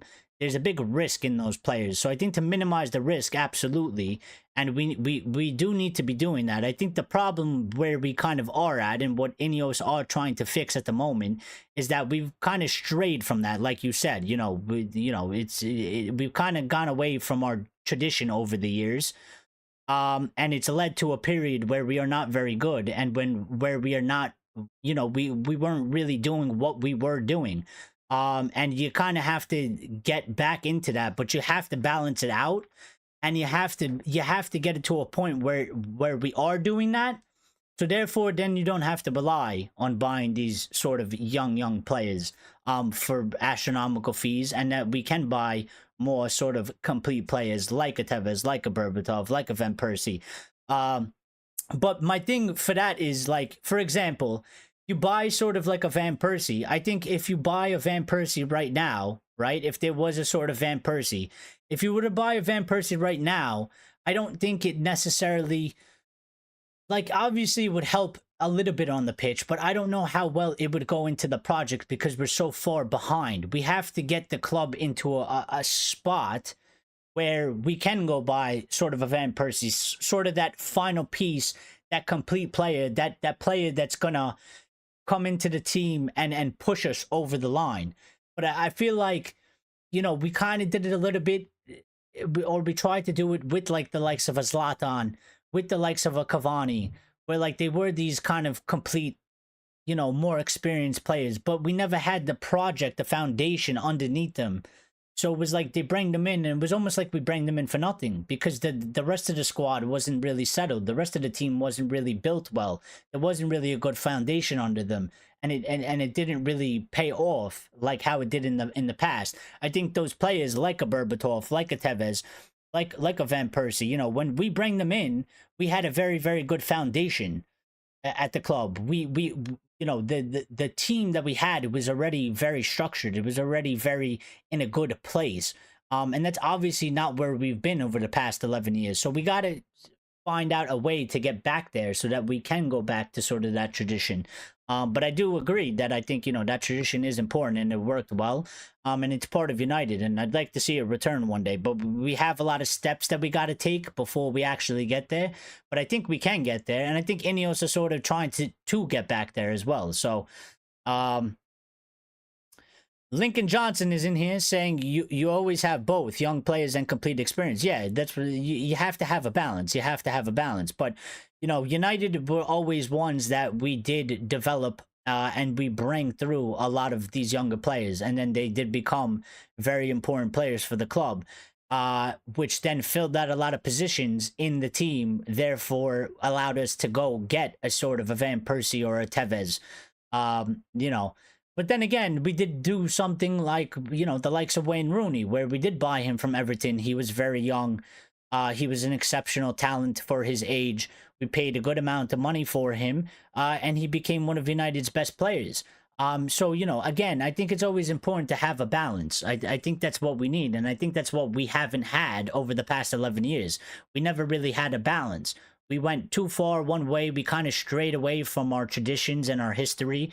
We kind of went sort of commercial, very commercial, and I think it led to the problems that we have been suffering with. And it's led us to the position that we kind of find ourselves in now. So again, balance, very, very important. You know, behind the scenes, in the squad, throughout the whole club, there has to be a very good balance. If we're gonna, you know, and like Cantona as well. Nani is on the pitch at Estrella. Oh shit, does he play there? Well, that's even more interesting because playing his old club where he came from, I didn't even realize he was there. Has there ever been a more complete buy? I think there's a lot at United. I think, you know, that's why Bin Guy points that out, because I think we've done it quite a numerous amount of times, and there's an argument certainly for a numerous amount of players that have been very, very, very, very good, you know, complete buys, you would call them, throughout United. So, and, you know, the ones that we sort of tried in the recent history, again, I don't think we had the foundation really. Like, we weren't at that point ready for them. I think when we got all those players, we were ready. We just needed sort of that missing piece. Right now, I think if you look at United, you would say we're still missing quite a number of pieces, and therefore, you know, getting that kind of complete before you sort of figure out the foundation may not be as beneficial as we might think or like it to be. But I think, yeah, for sure, we need to look to get back into that. Lincoln Johnson saying young players look up to quality experienced players. Of course, no, they are important. Like, you can't just completely ignore them. And that's what I'm saying. I'm looking to INEOS. I think they're doing a good job in terms of getting in this sort of younger foundation, because I think we've been struggling to do it, and it's been leading, you know, when you go from failed project to failed project to failed project every 3 years, it does lead to more instability, because you're constantly having to replace players that you thought would push you forward in that project. The project has obviously collapsed, and then by the time you might set up another project and maybe make that push, those players that are sort of the complete are now old and kind of declining. And that's sort of what I'm trying to get at. So you have to have a good mix, of course. But I think we still have a little bit of work to do in terms of the foundation. I think we have a very good foundation right now. I think we could add to it a little bit more. You know, we got the likes of a Garnacho. We got the likes of a Menu. There's potential for Toby Collier. There's a couple other ones kind of knocking on the door. There's a Dan Gore. There's a Harry Amos. Rasmus is young in his age. Xerxes is young in his own way, in his age. You know, Lenny Yoro is one that is young in his age. So there is sort of this foundation that is kind of being built around the young. And at some point, I do expect some of the more experienced buys to come in, 1 or 2 or 3 or something like that. So, Richard asking everybody if they could please hit the like and subscribe button. If you can, it'd be greatly appreciated. And Lions saying, I mean, Cantona was the complete buy. He was. I mean, Cantona was the complete buy. I think Berbatov was one. I think Van Persie was one for sure. You know, there's probably another couple that I'm not thinking of right now. But I think there's many examples. You could obviously argue which one who you think is the most out of for obvious different reasons. But you know, I think there's many examples of it. But what I was going to get into before we got into that very lovely discussion, I actually very enjoyed it. We do have a couple more topics we got to get through, so let's get the ball rolling on this. And we mentioned Anthony before. And Anthony, the update, this is coming from Sports Pete O. Now, I don't know how I really feel about this source. I think it's probably mid-tier or a little bit on the lower tier. I'm not 100% familiar. It's not, you know, a Jamie Jackson or a Laurie Whitwell, let's say. But this has been said, saying that Anthony will apparently get a clean slate at Manchester United under new manager Ruben Amorim. And he may very well, but I don't know. I don't actually buy this. He may per se get a clean slate in terms of from the manager's view, but again, and I got to stop saying this, he's not a manager. From the head coach point of view, he may get that sort of clean slate. I think every player is going to sort of get that clean slate, especially, you know, this season, because we are in the midst of a season. So I think everybody's going to kind of get a fair shake and kind of see how they do in training and how they do in the system. But in terms of the eyes of the club, again, Amorim doesn't have veto power. He doesn't have necessarily per se that power that Ten Hag sort of had and the previous managers at Manchester United. So while he may get a clean slate, I think the likes of Omar Barada, Jason Wilcox, Dan Ashworth, they've obviously seen him currently at Manchester United. They probably reviewed his already 2 seasons that he's done prior to them actually coming in. And I think they've probably already, deemed. Obviously, he was never worth 80 million. He's not living anywhere up to that. He's probably not even living anywhere up to 40 million, which is half his price. So while he might sort of get this clean slate under the head coach, I don't think he's necessarily going to get a clean slate under the hierarchy, because I think they are probably going to look to move him on, unless this guy goes under Amorim and starts playing absolutely out of his skull, scoring goals, doing assists, becoming, playing and performing better than, some of the top wingers through all 5 of Europe's league, which I don't think is going to happen, because I think he was the wrong buy for United and for the Premier League, and I think he is fairly limited in a way, but we could be wrong. Unless he does something like that, I think his future at United is pretty much done after this season. So, I don't know. But Lyle saying Sporting's passing is on point tonight. Every single pass is finding GYOKERES. Some passes from deep looking too clean. Well, that was another thing that I wanted to add, and you just made me think of it. As I mentioned before, some of these players, like GYOKERES and Himland, however you pronounce his name, they are obviously, it's been reported they are upset. I believe, obviously, some of the players are upset that Amorim is leaving.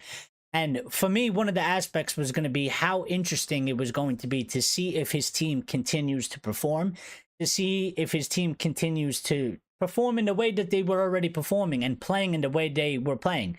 Were the players going to kind of down tools, just not play as good? Are they going to let it affect their mental? Are they going to, play worse? Are they going to play like they look discombobulated and like everything is falling apart and the sky is falling?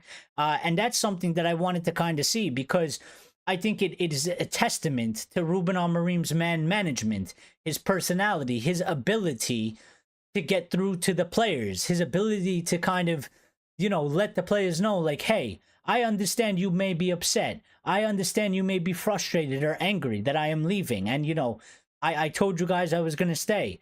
But listen, this is football.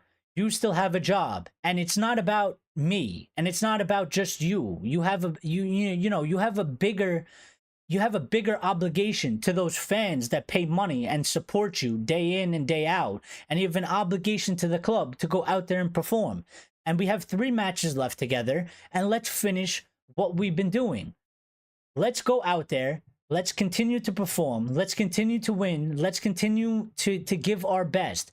And it's bigger than us. It's you have the fans in the club. There is a certain responsibility for you to go out there. Don't take it against me and go and hurt the fans and the club by not performing on the pitch. And don't hurt yourselves either. Because at the end of the day, your performance goes on yourself as well. So if you go out there and you start playing like shit because we have this circus around Manchester United going on that I'm leaving to go be the thing, it looks bad on you as well. Don't do it out of spite to hurt me because I'm leaving and you might not be happy. And I think, I think so far what we've seen is they're still performing very, very well. They're playing a match right now. 5-1 is the score right now. They've scored a ton of goals. GYOKERES, while he may be upset at Amorim that's leaving, he scored 4 goals tonight, so obviously he hasn't impacted him that much. And I think it's a very positive thing. I'm very encouraged at the fact that his team has gone out there and still performed and is still scoring goals and is pretty much dominating the match. Obviously, they're playing a team that is literally in relegation. They are 3rd from the bottom of the Portuguese league. But you know, if your team decides to down tools and not give a fuck about you and not play and not perform to the levels that they were hitting, they could easily tie this match. They could lose this match. You know, so I think it is important that they've gone out there and done what I think everybody sort of expected them, was to score goals and win this match, because they are the top team versus one of the bottom teams. And let's see what they do against Manchester City, because that's obviously going to be their toughest test in terms of whatever matches are left. But Bing guy saying Amorim looks like Bruno's uncle. Well, they are both Portuguese, so the Portuguese do look a little bit similar in that in many ways. Not all of them, of course, but there's many Portuguese that do look sort of similar. He does look a little bit like, you know, kind of like they are related in his family in one way or another. Maybe they are. Maybe we don't know about it. Could be. Lion saying Anthony as left wing back might be the answer for him. Well, I'm glad you brought that up, because that certainly and definitely is a big possibility. And it has been talked about. I mean, obviously, he was put there by Ten Hag twice. He had a shit fit about it when it was done. But he didn't necessarily play bad when he was put there. I think he has the work rate for it. And again, this is what I'm saying. I think that the system that Amorim plays, I think fits a lot of the players we have in many different ways. And there's so many different combinations that you can do with the players we have and what positions you can put them in. And this is why I'm excited to see his system and his formation. Because I think there's so many things you could do with the players we have. You know, Anthony could become a left wing back, and Anthony might turn into a fantastic player at left wing back and excel in that system. You know, it is a possibility. You could have your doubts. You can be like, no way, man. And I understand that. But I'm just saying, at this moment in time, we don't actually know. Like, sky is the limit for any of these players and the possibilities of what's going to happen. So, while I do think that, I still think that Anthony probably won't cut it, and he probably will end up leaving, he could somehow turn it around and be absolutely just brilliant. And maybe he doesn't get sold. Maybe he does end up staying. So, you know, and maybe he does take that left wing back, because those wing back positions, sometimes he plays two wingers. Sometimes he plays a winger and more of a traditional right back, a left back. So it would be like, you know, a Garnacho and then a Dalot. Sometimes, you know, or if he wants, he can play like a Dalot and a Maz there, or he could play an Anthony and a Maz. He could play an Anthony and Dalot. You know, it's really up to him, and it's very interchangeable. You can just change it around as much as you really want, you know, up to his discretion and what he thinks is the best fit. So it will be interesting to see what actually happens with a number of these players, because I think there's a number of different directions that we can go in. And some players might absolutely just, you know, just go through the roof in terms of performance and you know, finding maybe a new sort of position and a new role in the team. Lyle saying the last 3 games are going to be key for Sporting. Perhaps that's why they asked for the period, so that they can transition. I think that's why they did, and I think it's fair, and I think it's good. I think it makes sense for both clubs as well. I don't think just for Sporting. Obviously, you know, we could have got him in, and we would have probably liked him in, you know, immediately. But again, I don't think there's no real need of a rush. I also like the aspect and the kind of the point of view of that. Listen, they are losing a lot of people. They're losing the manager. They're going to lose 5 staff members along with Amorim. That's a lot of changes that are happening in Sporting. They have, you know, arguably, forget the Portuguese league, because they're playing a relegation team tonight. So I don't think that was I don't think that was ever a worry. Obviously, the big and main one is that they're playing Manchester City. And if you're Sporting, you want Ruben Amorim and his system to take on Manchester City to give you the best possible chance to get 3 points out of that. You know, and then obviously the final match. You know, when that final match comes around, it's the international break. There's 2 weeks. Sporting has 2 weeks to figure out what they're going to do in terms of their structure. Ruben Amorim has 2 weeks to start planning and preparing for Manchester United. He's not just going to be thrown into it, you know, and I like that a little bit better, because I think he can take his time. He can do all the analysis and whatever he's got to do, all the preparation that he's got to do. He has 2 full weeks to do it. Some players won't be on international. They can start right away with him. And he can start planning, and he has a little bit more time, and I think that's better, because if he came, you know, while I don't think, you know, it would have been per se bad, obviously he would have been thrown straight into the Chelsea match. And then we have the other upcoming matches as well, so it wouldn't have been as much time as to maybe get his work in and do his due diligence. So I like that the fact that, you know, this is how it's going. We didn't necessarily have to rush. We got Rude. I think Rude will set us up in a way that we're going to play attacking. We're going to play competitive. We can win the matches. He already won us one, so it's fine. We got Chelsea at the weekend, of course. We got to see how that's going to go. It's going to be a big test for him. I think he has a little bit more time to set up and prepare.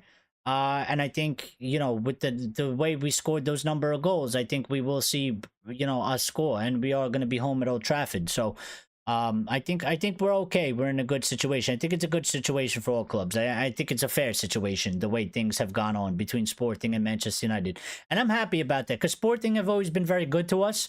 You know, they gave us Ronaldo, they gave us Nani, they gave us even Marcus Rojo, who I don't think was per se the worst signing at Manchester United has ever done. And, you know, at times he was a very decent player. Like, so per se, he wasn't like the worst signing. It wasn't like a complete and utter flop. And I think we always had a good relationship with Sporting. And I'm glad that, you know, we kind of didn't mess up that relationship, because, again, Sporting have a very, very good academy. They have one of the top academies in the world. And, you know, it's important for us to keep that relationship good and open, because we could get academy players, we could get top prospects from them, as long as we keep the relationship going. And I think Sporting is always fair in their fees. You know, they do negotiate hard, but I think they don't necessarily have, I don't think they've ever ripped us off, per se. I don't. I think they've always been, you know, strong but balanced and good fees. So, you know, I do like, I do like the relationship that we have with Sporting, and I think it's one that Manchester United needs to continue for the benefit of their... Yeah, and they gave us Bruno as well. I left him out, but obviously they gave us Bruno. And, you know, even the fee for Bruno, I think, was a good fee. They demanded a little bit more. You know, at the time, United fans wanted it for less. The Sporting fans will argue that they gave you a bargain. So, you know, I think they are fair. I think they've all been fair, and I think they've all been very, very good to us. So... you know, I'm happy that we've sort of all come to a good agreement. No relationships were damaged, because I think Sporting has been a very good club to us. We owe them a lot, per se, for, you know, the impact that their players have sort of come to United and had. And now we're taking, arguably, you know, the best manager in Portugal, maybe one of the best and upcoming managers in all of football, and certainly their best manager in over 40 years. So, you know, full time, it's over, that's good. So we should be getting quotes, and that's kind of why I let this show go on a little bit longer, because we should be getting quotes from Amorim. So we will go over that. Let me get through the last couple slides then, so we could be on point for when they do release these things. We have updates about Euro, Collier, Shaw Malacia, and Alvaro Fernandez. So let's get to them. Euro update, Euro watch. This came out a little bit small, I don't know why, but ignore it. So Lenny Euro is still expected to return to action after for Manchester United in November, which is good. He's had no setbacks, which is very positive. Looks like we are going to see him in this month, because it is November 1st, which kind of lines up with Ruben Amorim coming in. So I think it's absolutely perfect timing. And sometimes, you know, you can't kind of just make these things up. But if you did, you know, maybe, you know, a scriptwriter from Hollywood would write it in this way. And he could very well just slot right in to the back three that Amorim is going to play. So, you know, debut under Amorim. Sounds like a fantastic story. Sounds like almost a dream. I'm happy he's had no setbacks. I look forward to seeing him. He's got speed. I certainly think he has a high ceiling of potential. So let's see what he's got to offer. And, you know, he will be back soon. And I think probably most likely it will be after the international break when Amorim starts. So it could be debut for Amorim, could be debut for Euro. So let's see where that goes. But that was that little update on him. We have an update on Collier, who unfortunately will be sidelined with an injury for around a month. He has been missing from the squad for the past couple matches. It is because he did suffer an injury. That injury seems to be a little bit more serious than initially thought. And he will be out for around a month. I have not been able to figure. I did not see what the actual injury is. I'm sure it's somewhere. Hopefully it's not one that is too detrimental to him. But yeah, that's unfortunate for him. And this is why sort of we do have to give the youngsters time when we can. Like, I was disappointed in that Rude match because I think we were up. We could have gave those youngsters minutes, and Wheatley got like about 5 to 7 minutes. We could have gave him more minutes. And I think when we get the opportunity, we do got to give the minutes because when they get an injury like this, for somebody like Collier, he's got an injury. Now he's out for a month. So now you don't even have the chance or the opportunity. And he's been robbed of it by an injury. So when they are available, and we do have the opportunity to put them in, when we are leading a game, and we're playing in like a Carabao Cup, and we are winning a match, give them some minutes so that, just in case, at least they can get some minutes, just in case they get an injury. Because now they're getting like double screwed. They didn't get it when they were available, and now they're not available through an injury, and now they definitely can't get it, even if you do want to give it to them. So, I feel for him. Hopefully he'll be back very soon, and hopefully he'll be back better than ever. And we wish him a quick and speedy recovery, because I love the youth, and I want to see as many of them succeed and be as good as possible. So, we do have an update on Shaw Malacia, and that is coming. This is coming from Rich Fay. So Luke Shaw and Tyrell Malacia are both hoping to be fit for Ruben Amorim's first game in charge of Manchester United at Ipswich Town. And, the replies have been just absolutely insane because obviously people are just going in on Luke Shaw saying like, oh, now he wants to be fit. Some are even speculating and, being conspiracy theory that Luke Shaw probably could have came back this whole time, but wanted Ten Hag sacked, and now that Ten Hag sacked, he's ready to come back. So I don't know about that, but I mean, at least encouraging signs from the positive side and not being so cynical. Both of them hopefully will be available for Ruben Amorim's first game in charge. It's important that we get them back because they are both left backs. We have been without left backs for over a year now.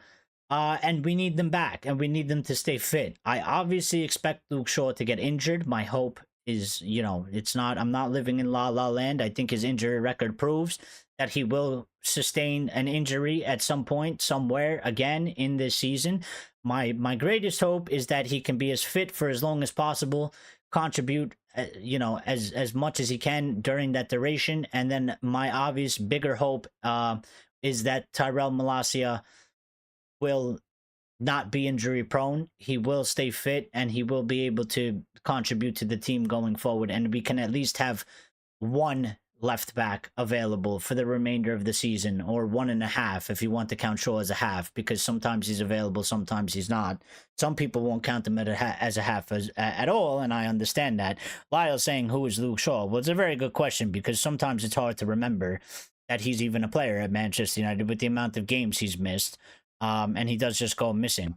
Luke Shaw, the FIFA streamer. Yeah, there's a couple of them. I think Jadon Sancho is he's another FIFA streamer as well. For sure. So Lyle saying Euro gonna debut under Amorim, good for him. Well, that would be just great. So I hope he does. I hope he's back, and I hope he stays injury free as well.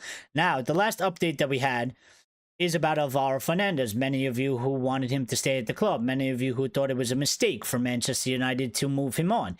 And we do have an update. Obviously, he's playing at Benfica in the Portuguese league. This is coming from Dean Jones Soccer, so he's like mid-tier credible source about. And Manchester United have apparently refused to rule out the possibility of offering Benfica left-back Alvaro Carreras, which is Alvaro Fernandez, a route back to the club, as they could take advantage of their buyback clause. Ruben Amorim has been watching his performances at close quarters. Of course, playing for rivals at Benfica in the Portuguese league. So Amorim has been sort of looking at him anyway. one way or another. I think I think we should definitely be bringing him back. I think it's one of the obvious reasons we put the buyback clause on him. You know, my other friend that is a Benfica fan, um, literally messaged me a couple days ago talking about, you know, thank you for giving us Alvaro Fernandez. He's been absolutely fantastic, and he's our starting left back now, and he's amazing. And, you know, I had to hit him back with a little bit because he was being facetious, kind of saying, like, you guys are idiots. You guys always do stupid deals and you guys literally operate horribly. And how can you give up a player like that? You know, he's trying to basically bring the United down. And per se, he's not wrong, but I did have to remind him.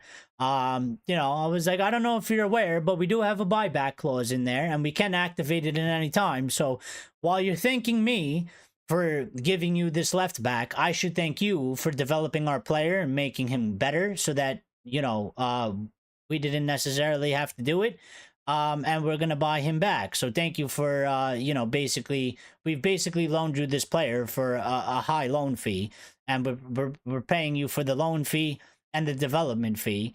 And enjoy him while he's there because he will come back to the club. And I think he will come back to the club because I think the way he's playing, I think we should absolutely activate that buyback clause and bring him back because I don't even think he got a fair shake when he was at the club. I don't even think he got a fair opportunity. And clearly, he does have good ability. And I think clearly that's why a lot of the United fans were upset that Alvaro Fernandez was sold because I think they clearly obviously seen something in him. And I think they were obviously right because of the way he's developed already at Benfica and the way he's playing and the way the Benfica fans are talking about him. They can't understand why we let him go. So, but at least, at the very least, at least we have a buyback clause, at least. So we can get him back. And I think we should absolutely be going to get him back because I think Luke Shaw should be sold 110% at the end of the season, if not January.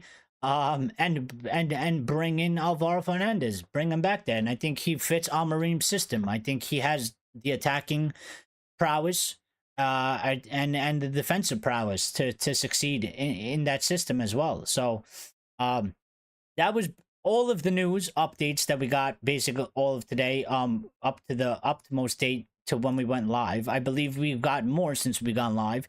They're not going to pop up on the screen, but I will go and find them out for you and then read them out so we could go over that to kind of finish up the show. Obviously Amorim, you know, playing one of his last matches or managing one of his last matches, I expect some quotes out of him to come for Manchester United.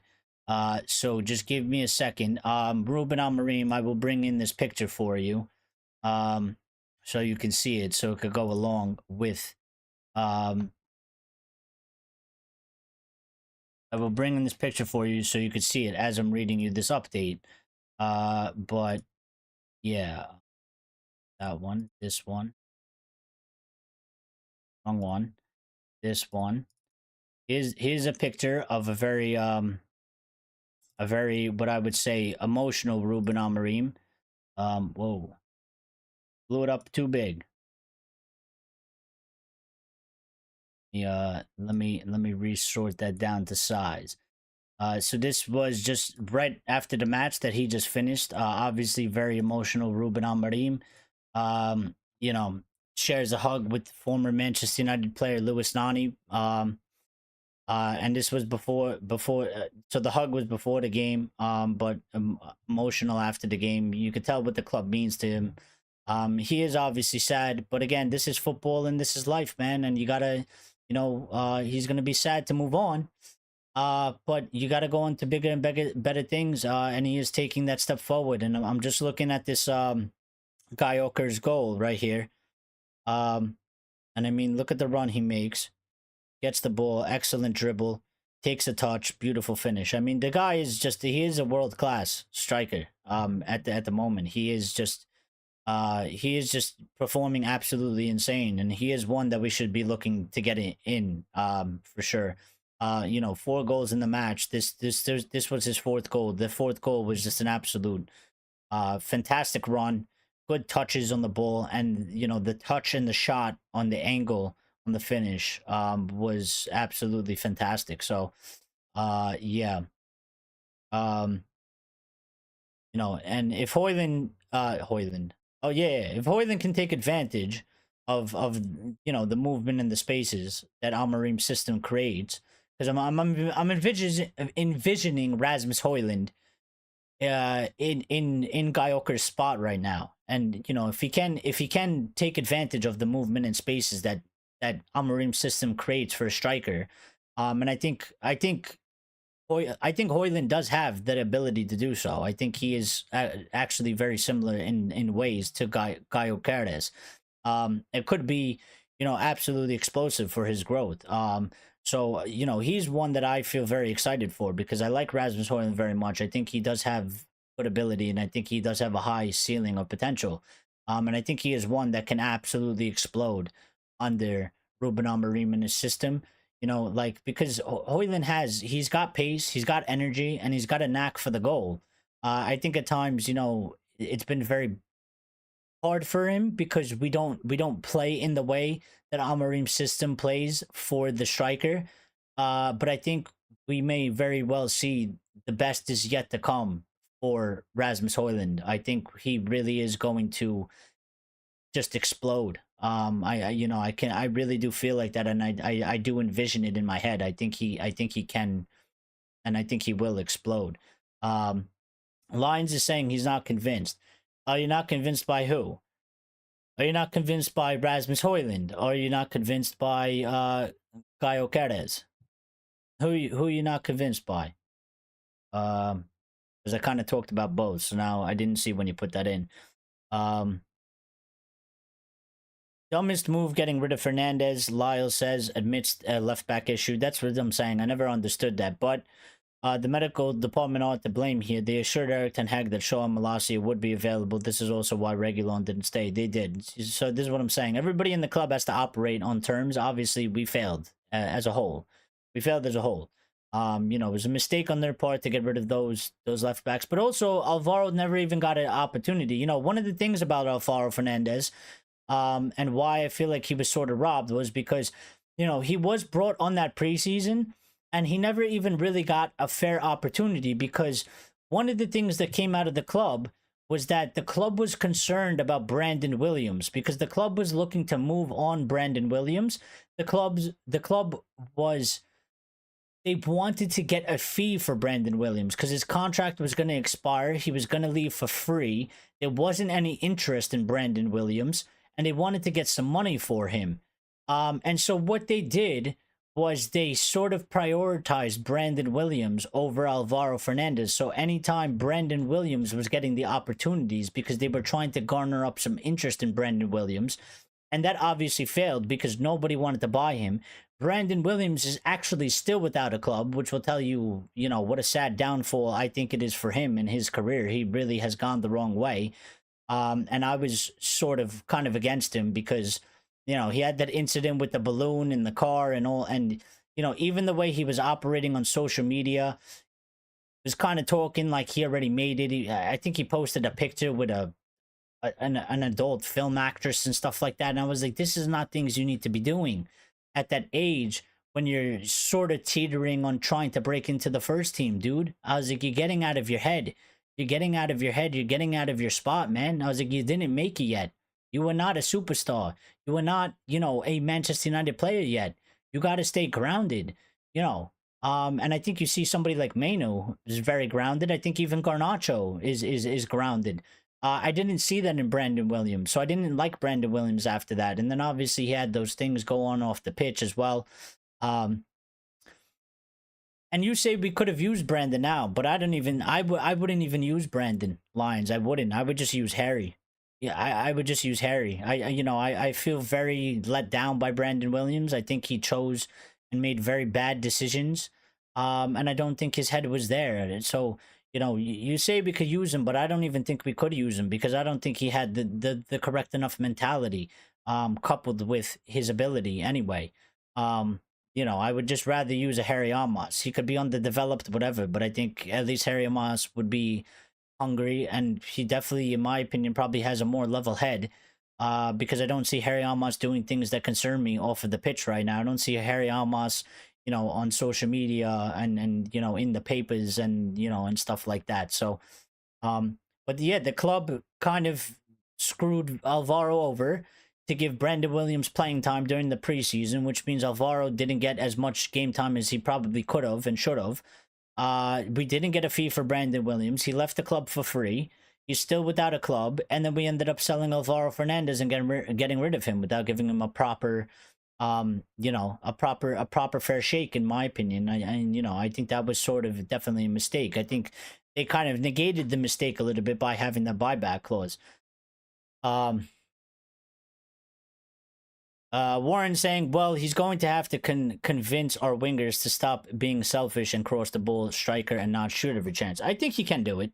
I think he can do it. Listen, if he's as good as a communicator and he's as good as a man manager as they're saying, and even, my friend that is a Sporting fan is saying, I think he can. I think he can. I think if, if he can explain to them and show them, because, for players as well, you need to give them a little bit of proof in the pudding that the system, they might not agree with the system. They might not per se be excited to play that system.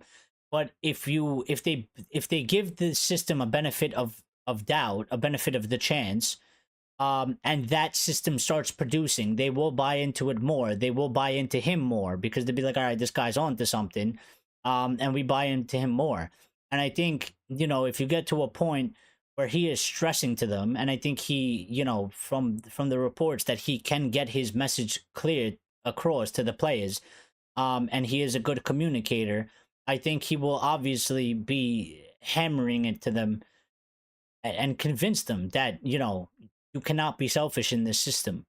We are a team. And that's why I think he is a good fit for Manchester United, because I think the way he carries himself, I think he fits the bill of what we need.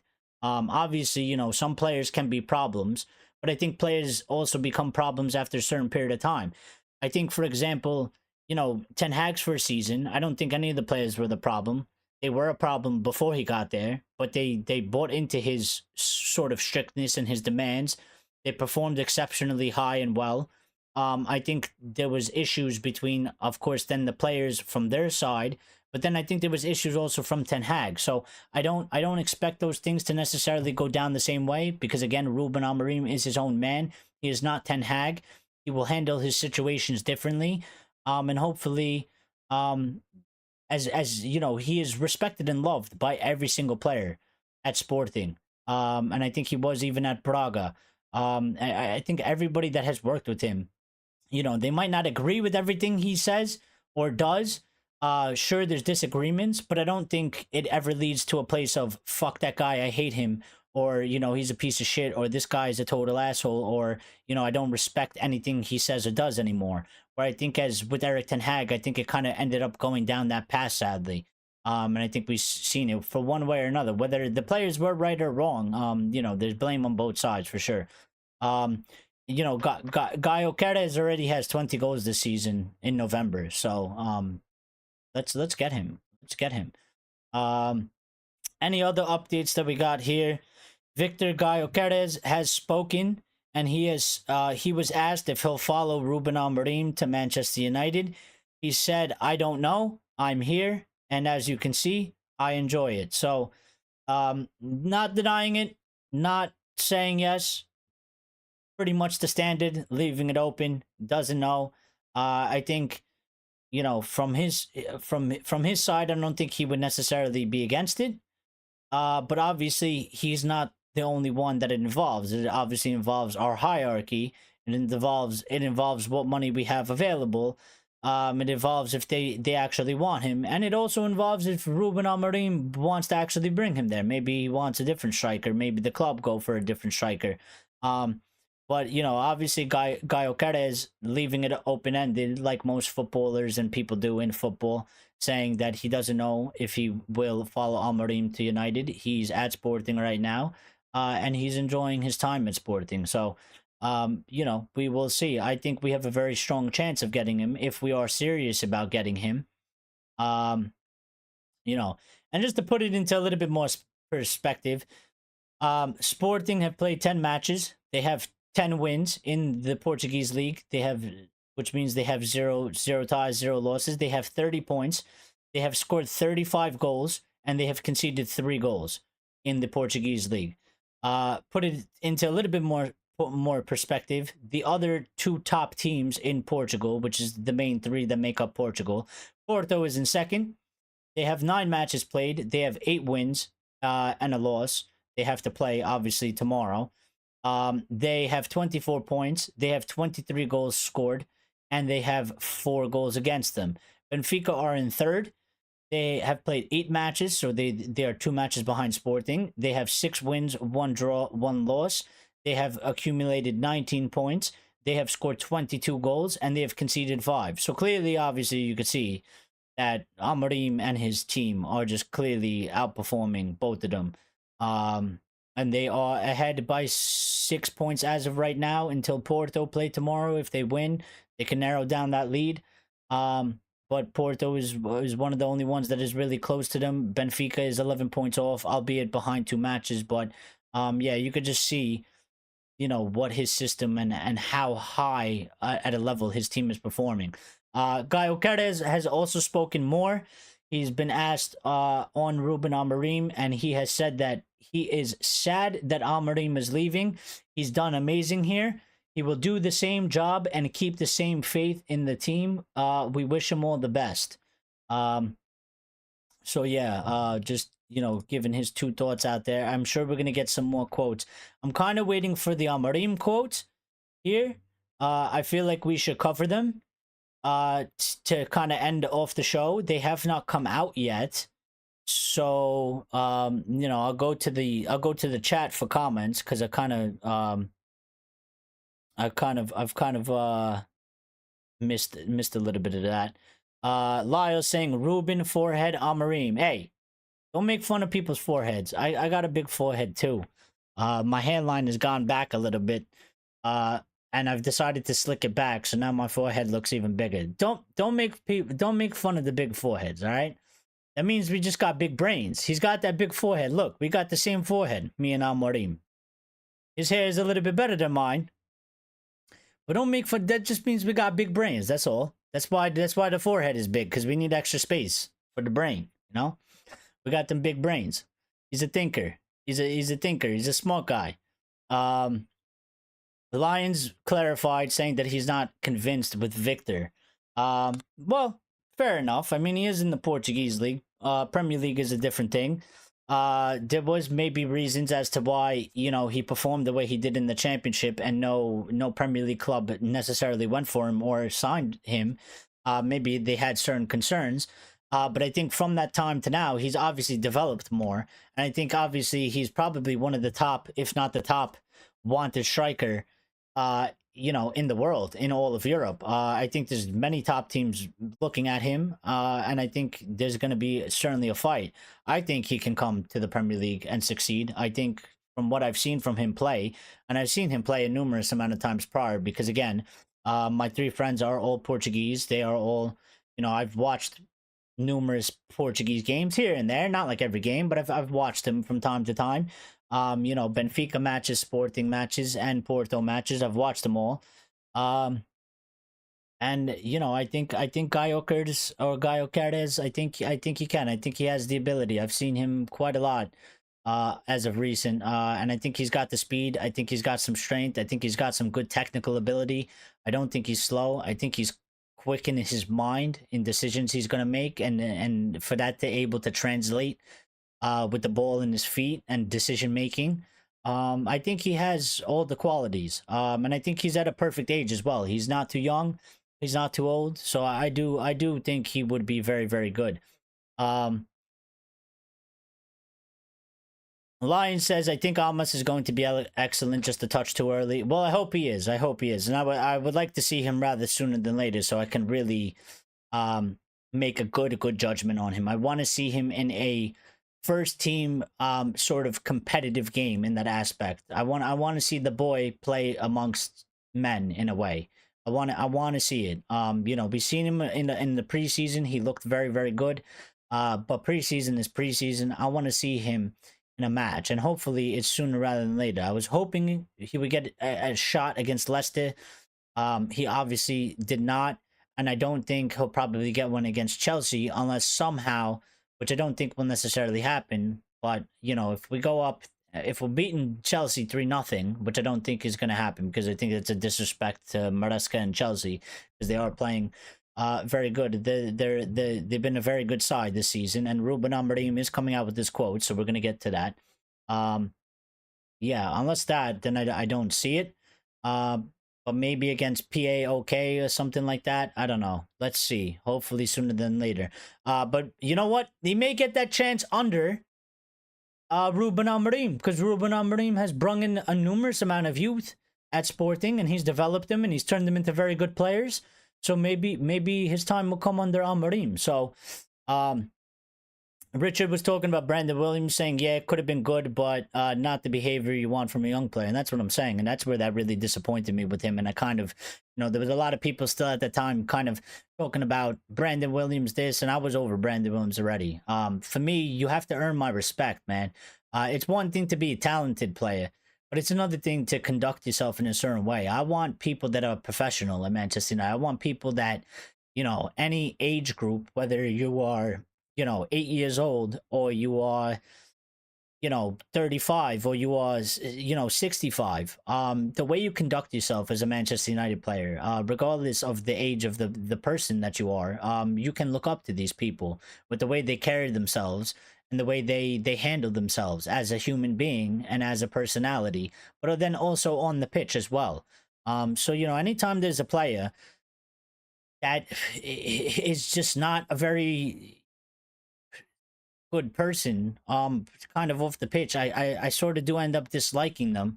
Obviously, you know, at the end of the day, it kind of matters more so on what you do on the pitch. I guess, you know, if you're not the worst human being, but then that comes into semantics of you got to be doing stuff on the pitch so great that it kind of overshadows what kind of the bad things you're doing off of the pitch. I would kind of say and liken that to kind of like a Ryan Giggs.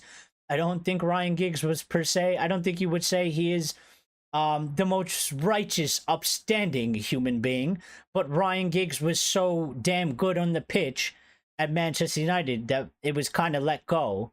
And at the end of the day, the football aspect is probably the most important aspect. But when you are a player like Brandon Williams, where you haven't really done anything for United, your talent is definitely questioned, and you're still in that period where you're trying to break through. You cannot be acting like a total and utter prat. You can't be walking around with a big head, acting like I've made it, I am the king, I am superior, when you haven't. I don't want to see that from you. That's not a United player. That is not a United player. So yeah, shit, Aaron Wan-Bissaka would suit Amorim's system perfectly. I mean, maybe he would. The zoom in image, yeah, that was crazy. You look like him. Are you really Amorim? I don't know. That's why I made the hair like this. I was trying to. I went to the barber. I told the barber. I said, you see the picture of this guy? He's the new manager. The last one was bald. I couldn't give you a picture of this because I wasn't willing to go bald. And I wanted to keep my hair. So I was like, we got a new manager coming in. I was like, give me hair like this guy. And this is what he gave me. No, I'm only joking. But I'm glad in a way, because I did say at one point, and I made a promise to all my friends in real life. I don't think I ever said it on this on this channel. I might have, but I did make one of these promises, and I don't usually do things like this, but I'm so my infatuation and love for Manchester United runs so deep that I was willing to do this. And I said that if Erik ten Hag managed to win the Premier League, I would shave my head bald, and I would go completely bald. I don't think I would look very good bald, but I did promise, and I did say that, and I said, listen, I'm telling you right now, I said, if this guy wins the Premier League, I will shave my head and go bald in honor of him. He obviously did not win the Premier League, and he has been sacked, so I no longer have to shave my head bald, which is good and bad at the same time. But now we have a manager with a full head of hair. He's got some very nice hair. So I don't really have to weigh that up either. I don't know what I could do for this manager if he does succeed, but yeah. But if I pronounce your name wrong, I'm sorry. It's not out of any disrespect or anything like that. I try my best. Bonjour, some way. I don't know how close I am to that, but I tried my best. Says, greetings from the Congo RD, plus 243. Well, we're glad you could join us from the Congo. We accept everywhere from all over the place. And greetings to you as well. We're happy you found the channel one way or another. I don't know how you did it. But we look forward to you being a part of the community if you enjoy this content and the discussions we have. We have a wonderful community. And I think many people, anybody that loves Manchester United and is a respectful person, will fit right into this community. So, yeah, we welcome you in here, and we look forward to hearing from you more. If you got any opinions or any thoughts, you know, how you feeling on Manchester United, don't be afraid, don't be shy. Get straight in there in the chat. I will read it out, and I will, you know, we'll talk about it. Lion saying it is crazy that Leniora reminds me a bit of young Axel Tuanzebe when he came through. Maybe slightly. He does sort of have kind of that, maybe that build to him, but I think Euro is way faster. So Warren saying, have a good night, guys and girls. Talk to you tomorrow. Have a good night, Warren. I'm glad you stopped by. I'm glad you got involved. Thank you for smashing the like button. Thank you for getting involved in the chat, and thank you for supporting the channel. And we will see you very, very soon. Let me get to the Amorim quotes, because the show has gone on quite long. And we shouldn't really run it any longer, even though it has been an absolutely fantastic show today. But I do want to get to these quotes, because this is kind of the reason why we are still technically live. And I just want to get to anything that this guy is saying.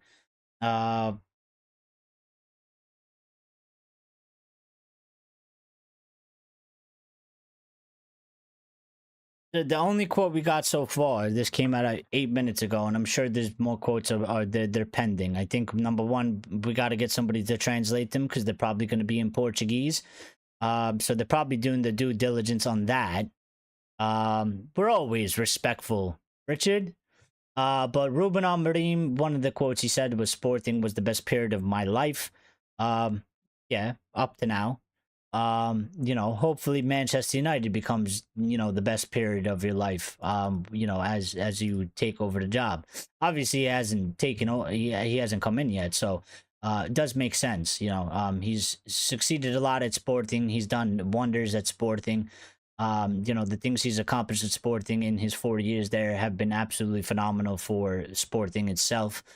You know, and the things they're doing on the pitch is phenomenal. So it makes sense that, you know, his best time in his life has been Sporting. He's achieved a lot. He's achieved you know, enormous and amazing things there. So, you know, it makes sense.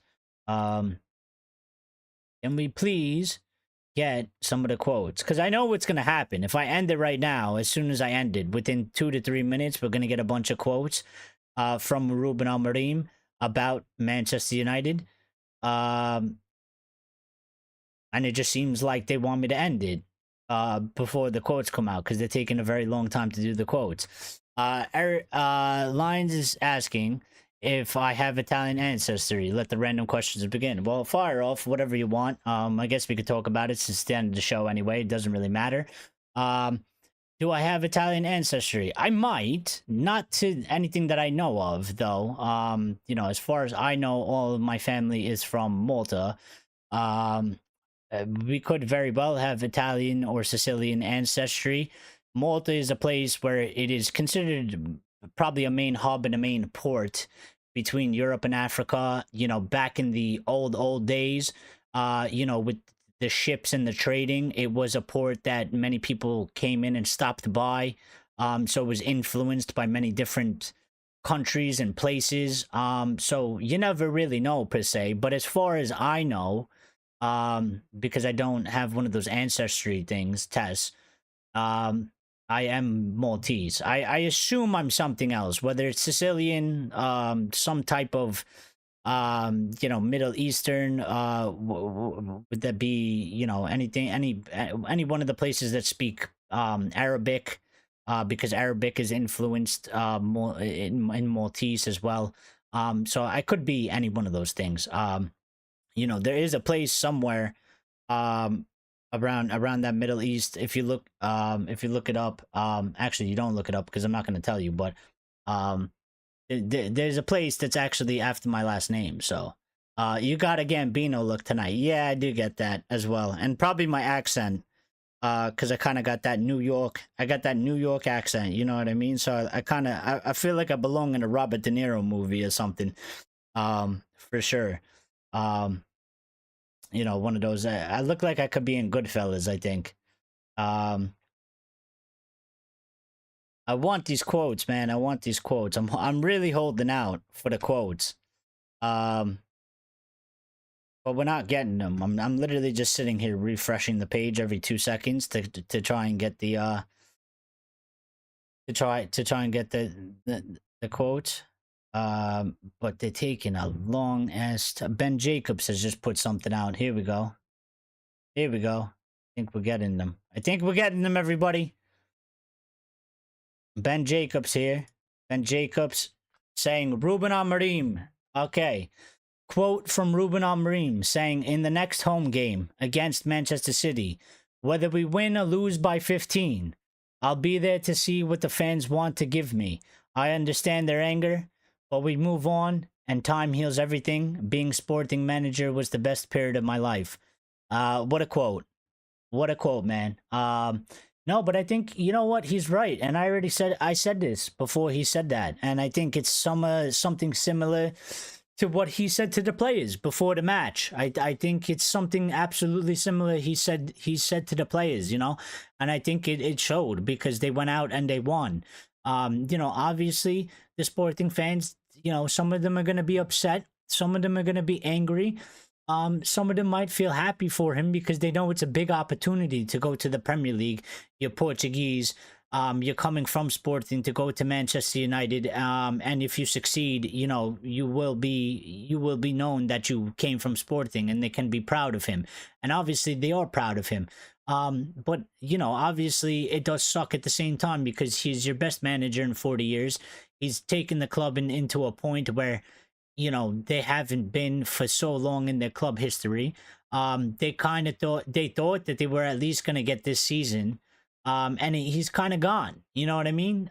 In the middle of the season. So they obviously are going to be angry. They're going to be upset. They're going to feel a little bit robbed. Like we didn't get to finish out this season with him.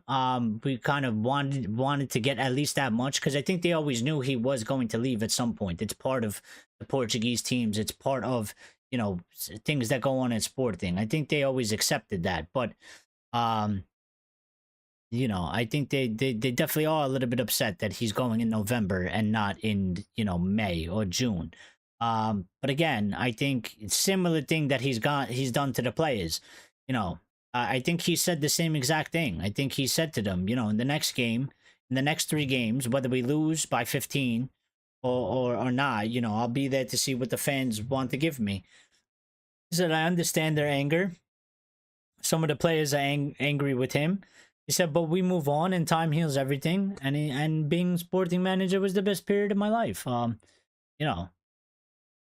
They should be sporting about it. Well, I think, many of them are. Listen, you kind of got to put yourselves in their shoes as well. Like, think about it, Richard. Like, imagine it was Manchester United. And Manchester United was sort of this club that this could kind of happen to. And in a way, it did happen to us. Think about Ronaldo. In that sort of way. That's one way you could kind of think about it. We had Cristiano. I think many of our fans at that time, we always kind of felt a little robbed. We wanted Cristiano. No, I know you're joking, but I'm just trying to like put it into perspective. You know what I mean? Like, and I think that's one way that people can look at it. Is that like, think about Ronaldo. When we had Ronaldo, I think, at the time, many fans, and I was one of them, I felt a little bit disappointed. I felt a little bit angry. I felt a little bit, hurt because I felt robbed. Like I felt like I was like, Cristiano, just give us one more year, man. Just stay for one more season and then go to Madrid. I always felt like he went a little bit early. Like I always felt like we got a little bit robbed of Cristiano. Like we should have had a little bit more of him. You know what I mean? And I think that's how the Sporting fans feel right now. And I think that's the best kind of way that you could put it in terms of, for Manchester United fans out there that might not really understand Sporting, or, they might not really be looking at it in that fashion. The guy That's how I think they're looking at it. Like, obviously, some are going to be angry. I think there was people angry with Ronaldo. There's people that are going to just be absolutely sad and crying and devastated. And I think there was United fans about that with Ronaldo. There's going to be some that they were sad, but they accepted it. There was some that, they wished him all the best immediately. But yeah, I mean, yeah. The lion sitting on the Teflon Don. You come to me today on the day of my daughter's wedding, and you ask me for this favor. I don't know. I probably didn't quote it right. But yeah, Richard was disappointed too. Yeah, I think we all were. I think the whole fan base was disappointed. I missed Lyle. Lyle, I'm sorry how I missed that. Lyle said, "Oh, I forgot to mention the other night. A trick my brother used was to look at jobs available for front end developers, etc., and look at what they want experience / skill wise and study accordingly." Ah, your brother's a genius.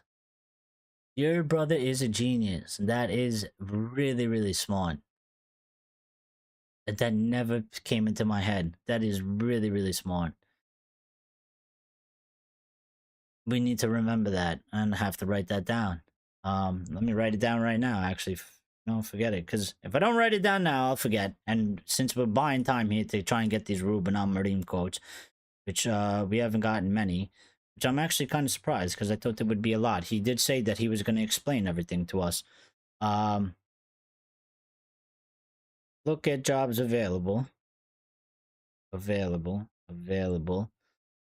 For front end developers, etc., and look at what they want experience slash skills wise and study accordingly. Very, very good. Thank you, Lyle. I appreciate that very, very much. Very, very much. I do. Thank you for that.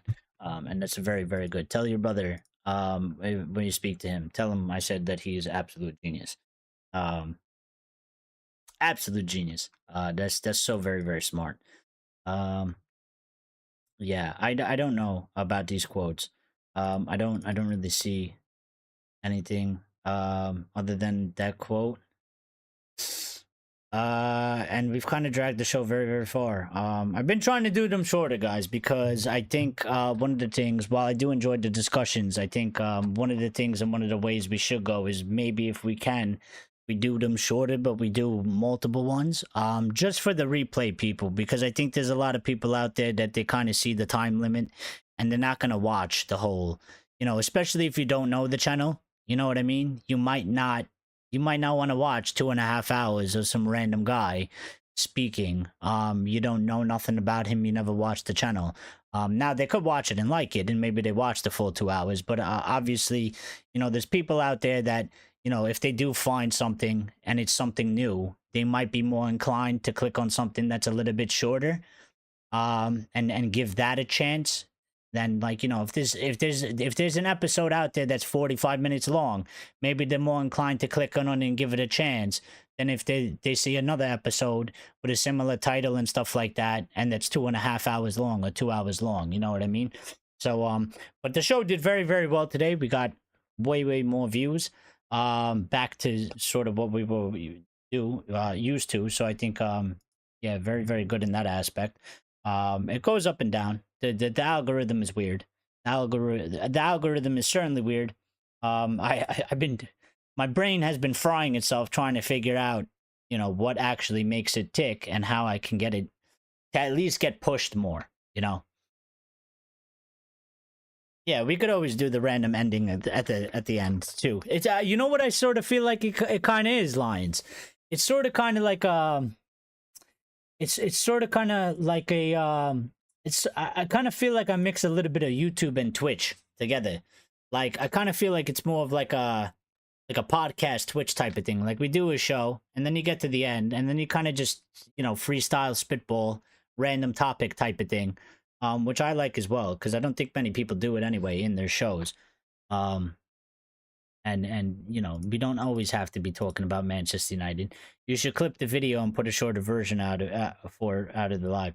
I know I need to start doing that. I want to start doing that. It just takes a lot of time, and it's sort of a pain in the ass. But I do need to do it. You're right, Richard. I do. I got to do that. You know, I might do it from tonight's episode as well because it is the weekend. You know, I got some time on my hands. I'm gonna just be relaxing and then tonight and not doing much. So you know, I could probably look to do it. And then maybe just put it out. You know, probably in the morning. You know what I mean? So I could have it scheduled to come out in the morning, morning, and kind of hit that UK morning time that I always miss because it's very very early for me. You know, for me to hit that UK time that the other channels really they always hit and they do get views and it does help them in their channel growth. It's like 5 o'clock in the morning here or 6 o'clock in the morning, so it's very very early. I got people sleeping in my house. I'm sleeping as well. I mean, I would wake up to do them. I would be sleeping, you know what I mean?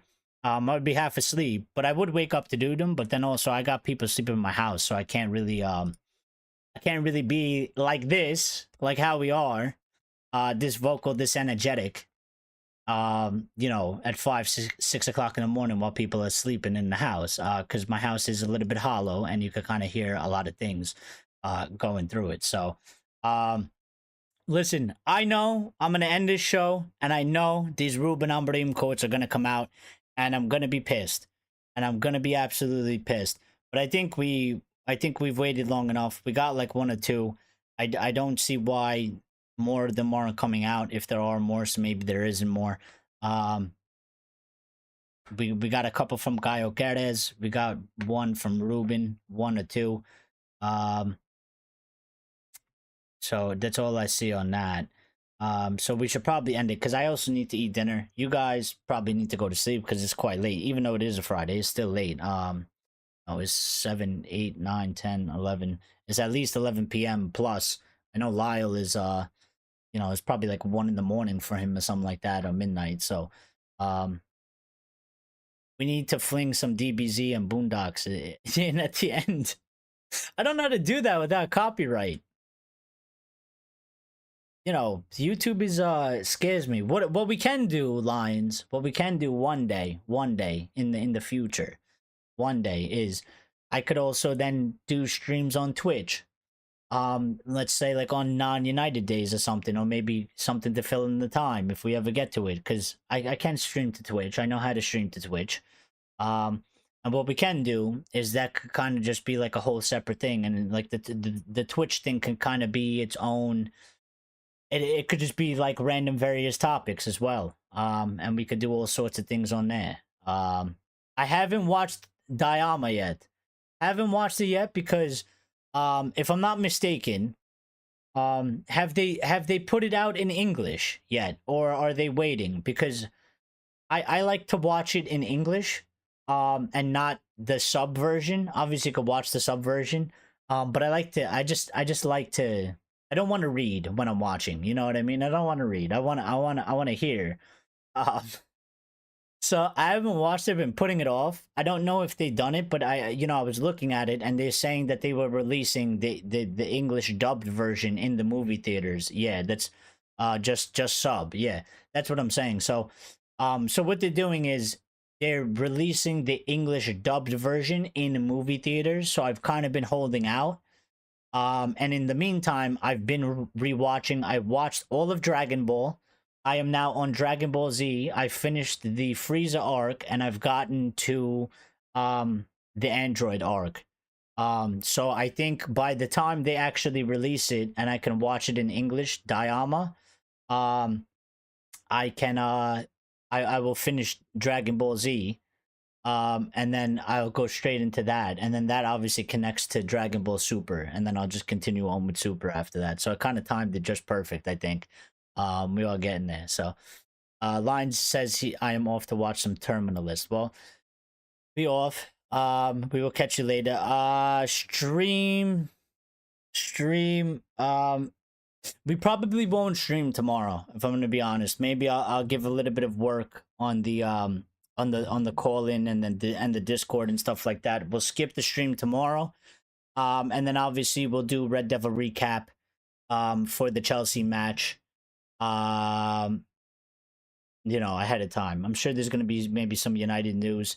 If we do one, maybe I'll do a short one tomorrow. But it's not planned. But I will, sort of announce it in the community tab like I did today, and I announced it quite ahead of time. So, we'll see, how things go and how I feel, and decide what I want to do, and then we'll go from there. But obviously, for sure, we will be live, after the Chelsea match, on Sunday to do the Red Devil recap as we always are. So.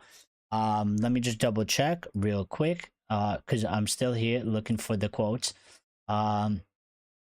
We did get quotes. See, I knew it. This is why we were stalling. We did get some more quotes, and the quotes are coming out now. Okay, we made it to the end of the show. I wish it was timed better, but all right. So quotes coming out from Ruben Amorim talking about Manchester United. We were about to get off, but we're gonna stick around for just a couple more minutes. Ruben Amorim. Ruben Amorim has said, at start of the season, I talked to the president and said, whatever happens, this is my last season at Sporting. The season started very well. Then Man United appeared and paid the clause. I never argued with the president. He said, I asked United if it could be at the end of the season. It was what I wanted. Manchester United said no, which I like.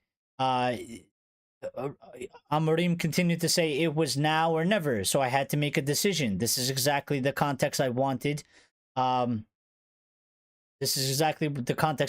Because I can do things my way. Very, very interesting development there. He wasn't the one that actually per se wanted to jump ship. He wanted to finish the season with Sporting.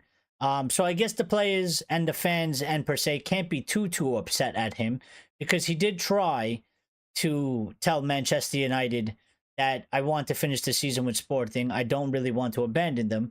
We were the ones that said no. We sort of, forced his hand, which, listen, I'm Manchester United fan, so I'm all here for that. We're here for business, man. We're not here to mess around. We want you to come. It's now or never. You got to make that decision. You got to choose. If you really, really want to come, then you will choose to come to us and leave. As much as you don't want to leave right now, you will leave and come to us.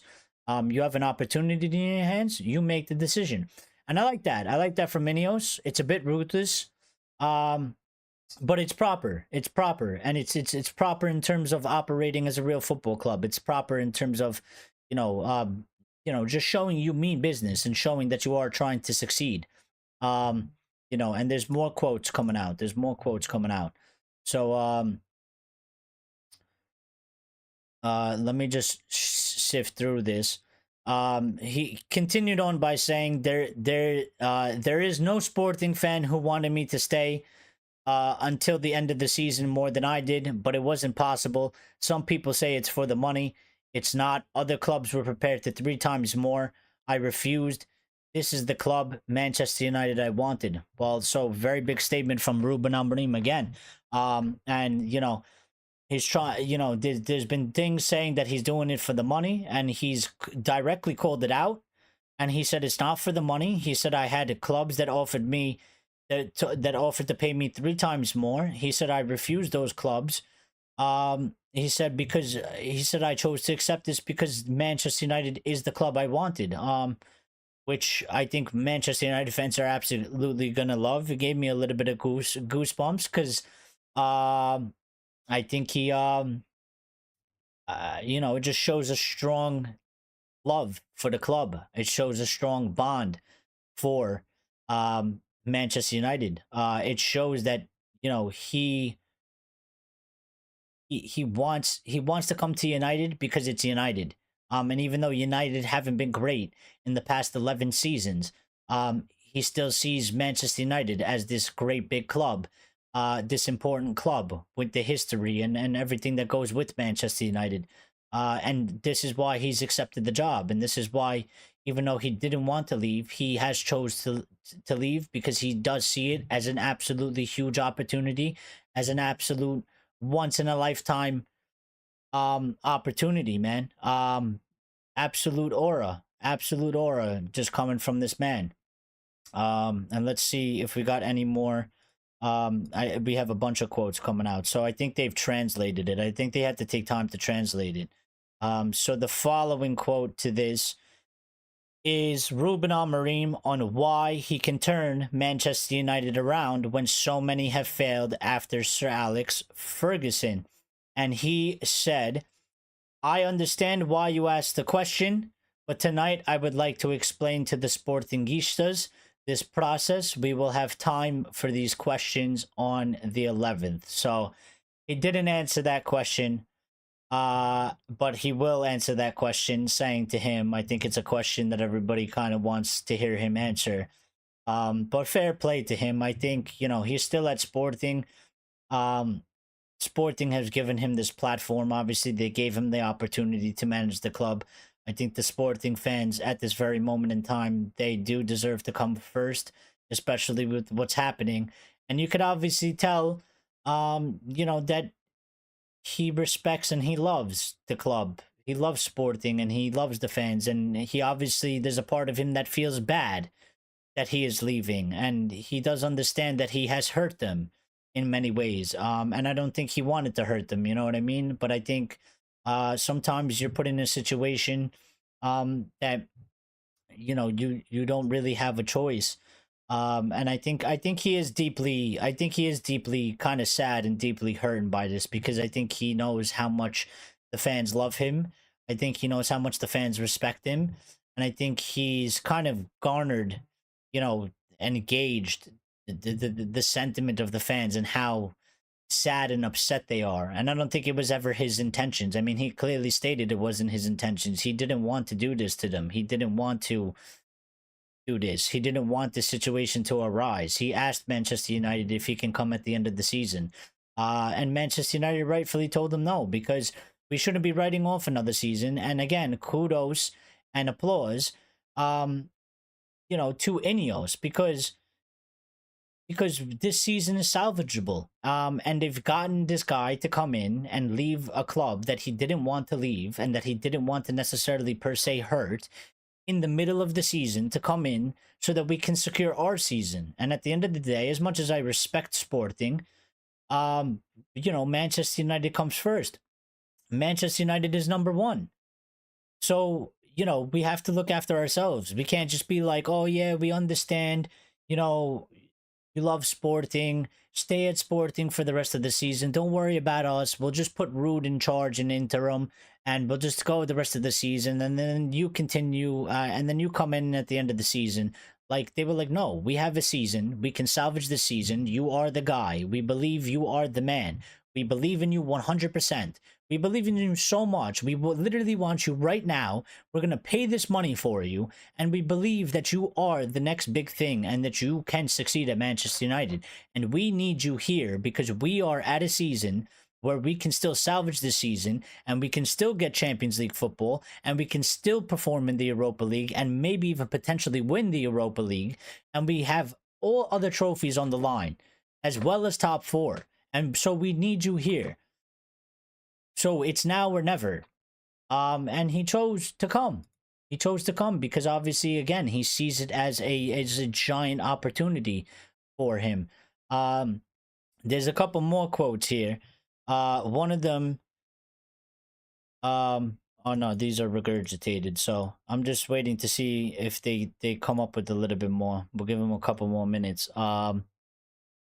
Rich is saying he certainly says all the right things. Well, I think he does. And that's why I'm saying, like, you know, this guy, from already from what I've heard of him, and I've heard him speak in the past as well, but the way he carries himself, even from, you know, even from the opinion of my friend who is a longtime Sporting fan, even his opinion of him, the way he carries himself, the way he communicates, the way he speaks, the way he carries himself, he certainly does seem like he is a man, what you would say, quote unquote, Manchester United manager.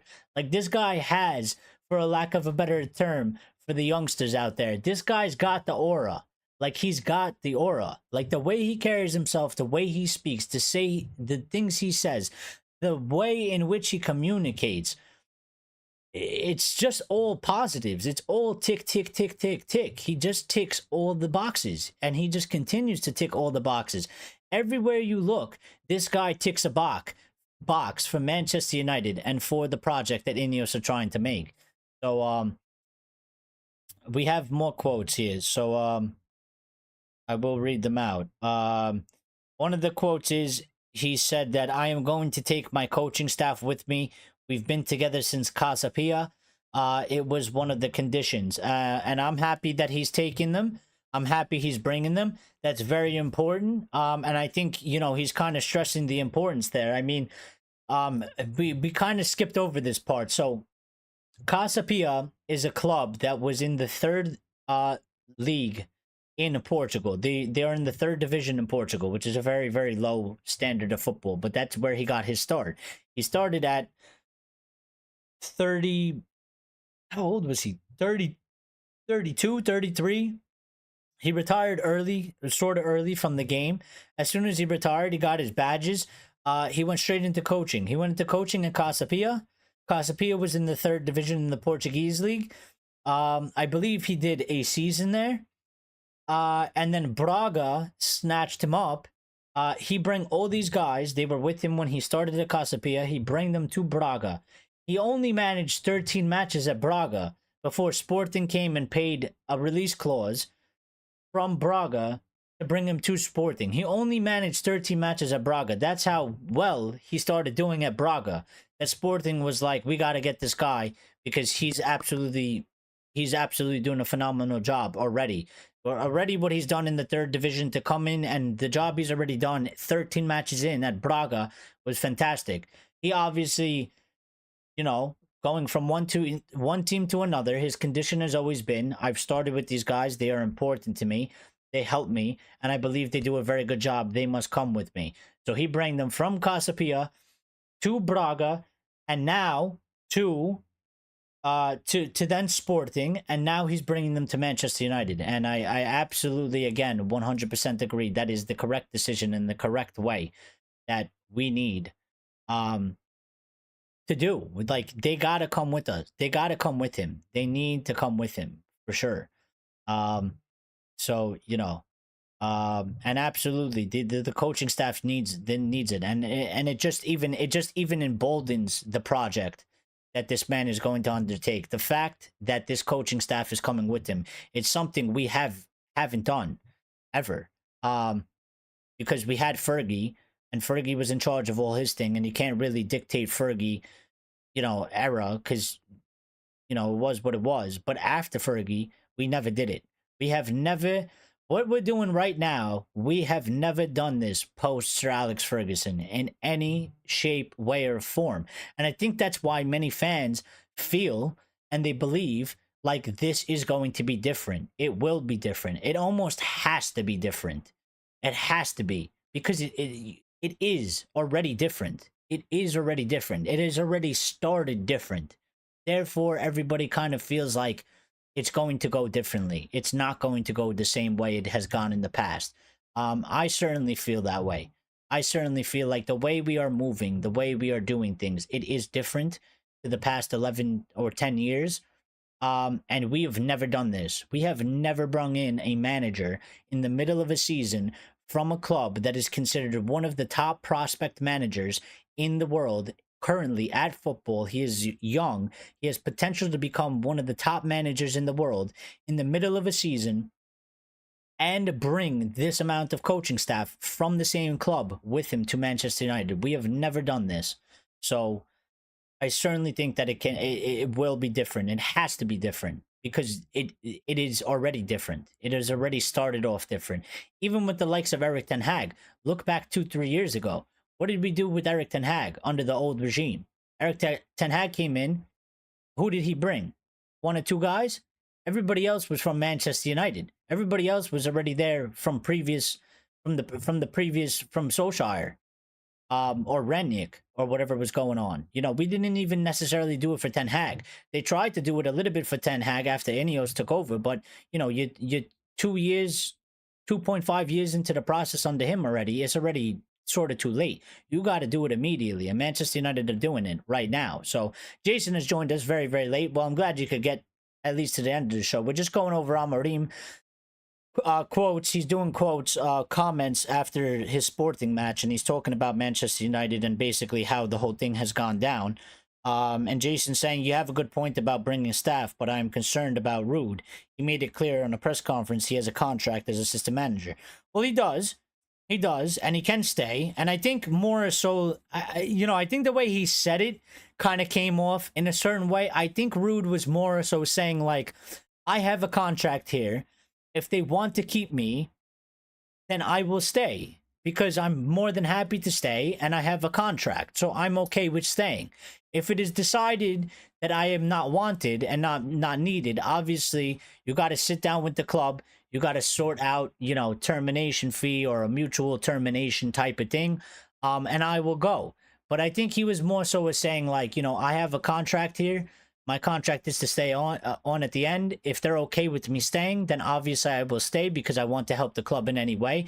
I don't think Rude was kind of saying, like, I don't give a fuck about Amorim and whatever staff he's bringing. I don't give a shit what Sir Jim and Omar Barada want. They gave me a contract. I'm staying here.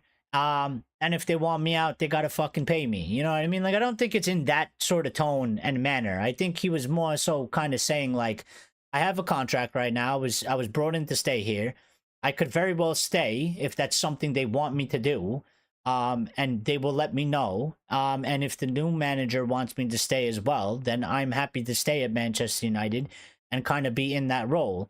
If not, then we will obviously end up going our own ways in one way or another. So I'm not too worried about Rude. My worry would be more so, are INEOS willing?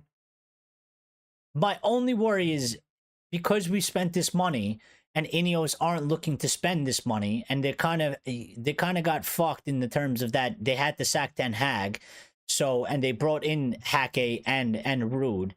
They're gonna have to get, and for me more so, they're gonna have to get rid of Haag. So if they get rid of Haag, they're gonna have to pay Haag. They've paid Ten Hag. They're probably gonna have to pay Rude. They're paying for Amorim, and they're paying for all his staff. They're spending more money than they would obviously have liked, and this is a consequence of having to sack Erik Ten Hag. So my concern would only be that because they don't want to continue to, in a way, waste money, they might keep Rude for at least a season or so, because I think they definitely have to get rid of Rene Haag. I think Haag was 100% specifically, he was at Go Ahead Eagles. What is Go Ahead Eagles? And he was brought specifically for Erik Ten Hag, like specifically for Erik Ten Hag. Van Nistelrooy was brought for Erik Ten Hag, but he also is a legend of the club, ex-player of the club, and he was also a good striker, and he was already doing a good job at PSV, in the Dutch league. So he obviously has a higher stature than Haag.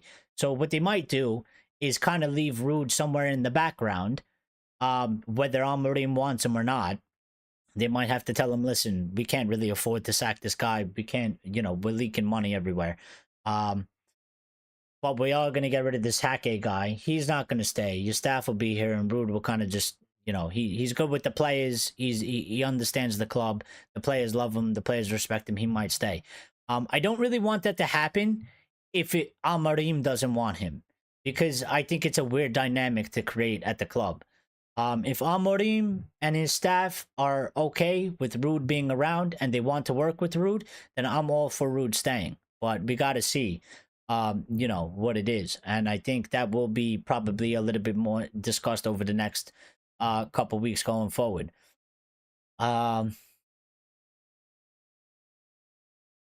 Yeah, I mean, yeah, it's a little bit like an NFL setup. I mean, we've seen that as well before. Mourinho was kind of like that. He would bring his people in and out as well. No, Amorim probably and definitely has his own plans. You know what I mean? Yeah, Eric Ten Hag only came with Van de Gag. Yeah, and that's what I'm saying. Like the fact that we are getting all of this, um, just shows the difference in the way we are operating. So it has to be different. It cannot continue the same way. It will be different. Whether that difference means that it'll be successful or not, it could still fail. Just because it's different doesn't mean that it's automatically successful. But I don't think it's going to go in the same manner that it's gone in the past 10 years. I think it's going to be very, very different. And we got a lot more quotes. So let me just get to this real quick. Um,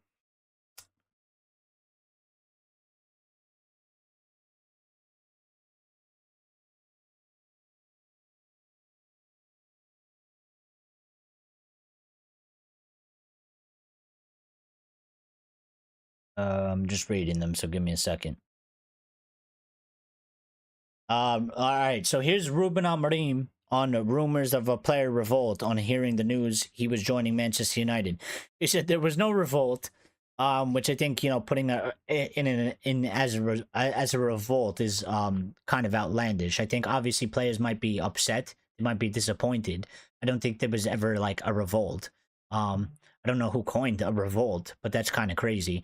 But he said there was no revolt. There were sad, which I just said. I felt a different atmosphere. Some of them have been with me for 5 years. I have a strong relationship with them, but until the Braga game, I am their boss. And this is what I said in the very beginning of the show.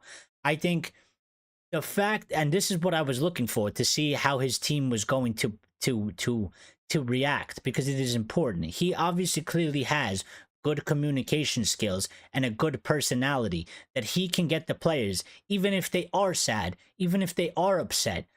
You have to get the message through to your players. We are still together for the next 3 matches. We still have a job. We do not let our job and our performances, even if you're upset, even if you're mad at me, it's bigger than me and it's bigger than you. You have a responsibility and I have a responsibility while we are here at this club to perform for Sporting and the fans.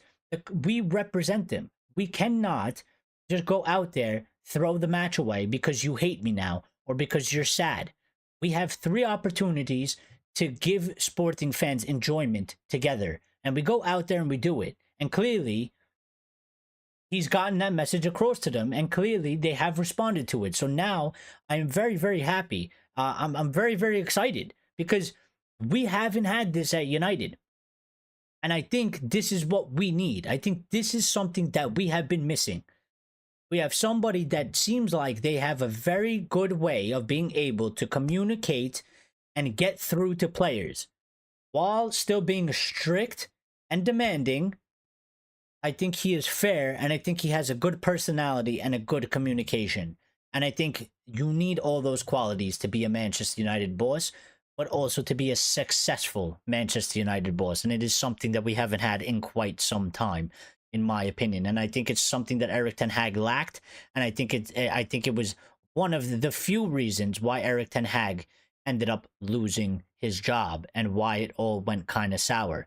So no longer club manager. Yes, I keep forgetting that. I'm gonna keep calling him manager. It's head coach. And I talked about that in the beginning, Jason. I think that again, one of the shows I said Manchester United has to move into 2024. So many clubs operate in this sort of manner, whether it's called head coach or something. It's already like that. I think it's the correct way. We need to get into 2024. We need to get in with the times. We need to make a new future for ourselves, a new Manchester United that's going to be great, and one that just performs. And I think we are taking steps. I think in hiring this head coach. I think in specifically in him, but then also the structure we have, the players that we're looking to bring in, and the way the club is sort of moving forward. Also, even with the system that he's going to play, everything seems to be moving in this modern direction. It seems like, Sir Jim and Co and INEOS really did understand, hey, we have to bring Manchester United into 2024 and 2025 and etc. And I think they're moving in that way. So yeah, there was another quote somewhere.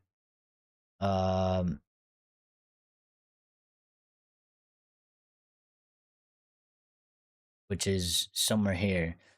Ruben Amorim said, I had 3 days to decide on something that would completely change my life. It's not the first time that I've had my clause paid by another club, nor the second. Well, the only thing I hope is that you have no clause to get taken from us, which I don't think he does, right? Because when you go to a club like Manchester United, no way they're going to let that clause in there. You know what I mean? From the other clubs, sure. From us, absolutely not. Also, as well, you know, we've given him sort of a 2.5-year contract with an option to extend it for a year, so it's anywhere from a 2.5 to a 3.5-year contract. So we can at least have him for 3.5 years at the very least, and if he does good, you know, Amir is in here as well, saying Ruben Amorim, beautiful tiki-taka and pattern of play. Absolutely. Wait and see. Just relax. I'm waiting. So really excited and happy to see Amorim and our new modern era football style. Our new head coach, my favorite club and team players. Well, Amir is definitely feeling the Amorim positivity. So just call him coach, forehead coach. Please stop the hype. All we need is to see him getting us back to our best. Well, there's always going to be hype, man. There's nothing you could really do about it. But yeah, we just need to see him get us back to our best. But it's not really going back to our best, right? It's not really going back to our best. It's about making a new best. You know, the thing that INEOS is doing, it's not about going backwards. It's not about going back to our best. It's not going back to that Fergie time. It's about creating a new best in the future for Manchester United. That's what we need to do, and I think that's what they're doing right now. We need to create a new best for Manchester United. We got to stop harking so much on the past. And that's what I'm saying. We got to get into 2024. We got to get with the modern times, and we need to make the best modern Manchester United there is. And I think it's something that we haven't done for years.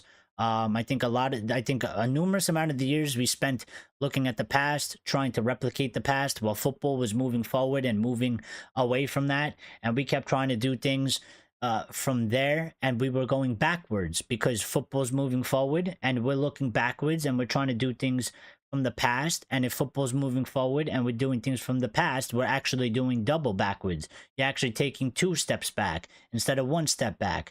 And I think now with INEOS in charge and the things that they are doing and the way they are moving, we are actually taking a step forward and trying to get into, you know, the modern times, if not go into the future. So, you know, yeah, you know, I right now, a lot of positivity. Well, much needed, and you know, I'm here for it around Manchester United and everything around Manchester United. Sky's the limit for us. Really, anything can happen. He could come here and be absolutely super successful. He could come here and fail, like the other managers before him.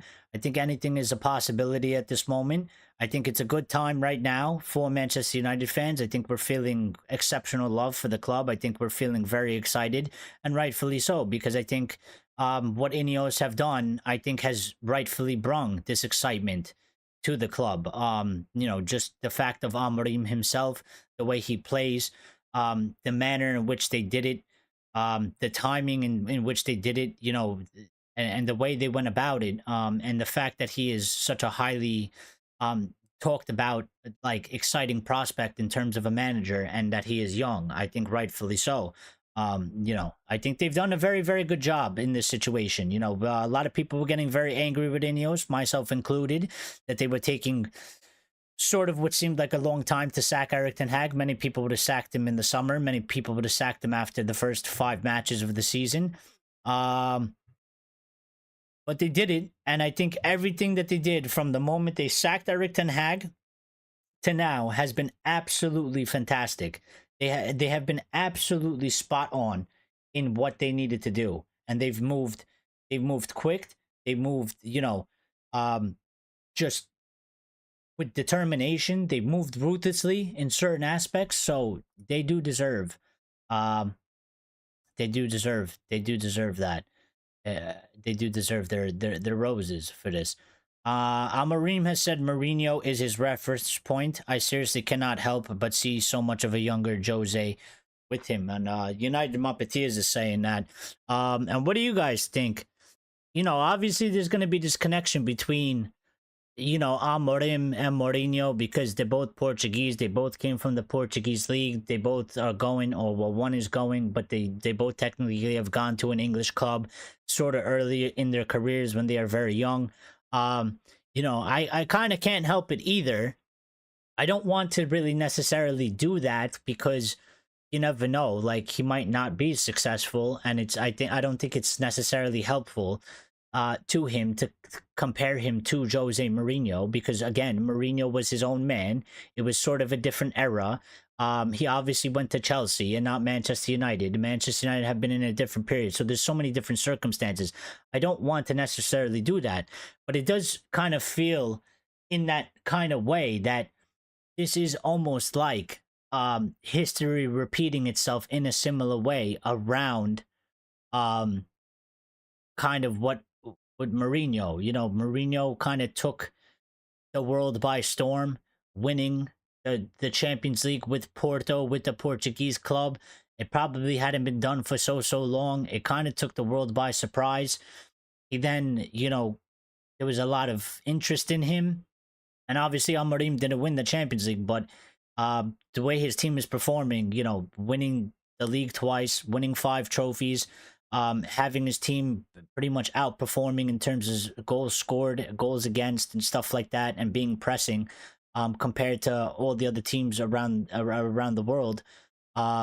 He's garnered a lot of interest in him. He's young. He's leaving the Portuguese to come to an English club that, you know, when Mourinho went to Chelsea, Chelsea was not like the Chelsea that we know of it today. They were still fairly small. I don't even think they necessarily even won anything. And you know, he's coming to Manchester United, a club that has lost its way.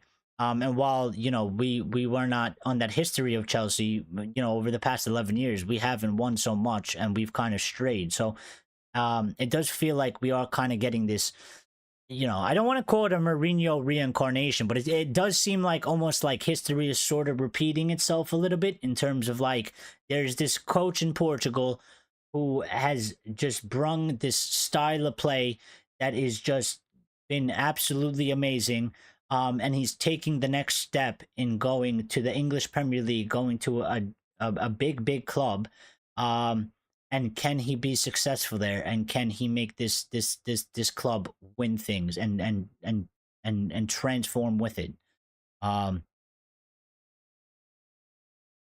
It's not where United should be, but more like where United want to be. We shouldn't be a world top club, but we shouldn't be a world top club, but we don't deserve it. But we want to be one now. I mean, we're one because of the things we are one because of the things we accomplished in the past, right? And I think the things we accomplished in the past and how long and how many times we accomplished in the past, I think, you know, we've done it so many times and throughout history that I think like it's a testament to time, and that's why we are. You know, if you just look at the past 10-year period, we certainly don't earn it. We didn't earn it. We don't necessarily deserve it. But I think in our history and, you know, how the club has formed through time, I think we do earn it because I think, you know, we stand the test of time from time and time again. Sure, there's periods where we are absolutely just unbearable. And sure, there are periods where we are absolutely just dominating and we are the greatest and nobody can touch us. But that is a testament to the club. That is what part of what Manchester United is about. That is part of what has made Manchester United Manchester United. You know, we're not always, and we haven't always been at the top, but what we do is we go through periods of extreme just brilliance, and then we go to extreme periods of hardship, you know, and tough times. But what the club always does is they weather that storm of those hardships and tough times, and they come out of it and they do find themselves, and the sun does does come and shine on us once again, and it always happens. It's always happened in Manchester United's history. And right now we've gone through a period of darkness. And many are hoping that this will finally be the period where the sun comes to shine on us again, and it could very well be, So, Jason saying this might be an unpopular opinion, but who knows if Amorim and his staff can get the best out of Anthony? Well, I think, you know, if there's a manager, I would say maybe him, maybe a Shabby. I think it'll probably be the best chance to get the best out of Anthony. So let's see how that goes.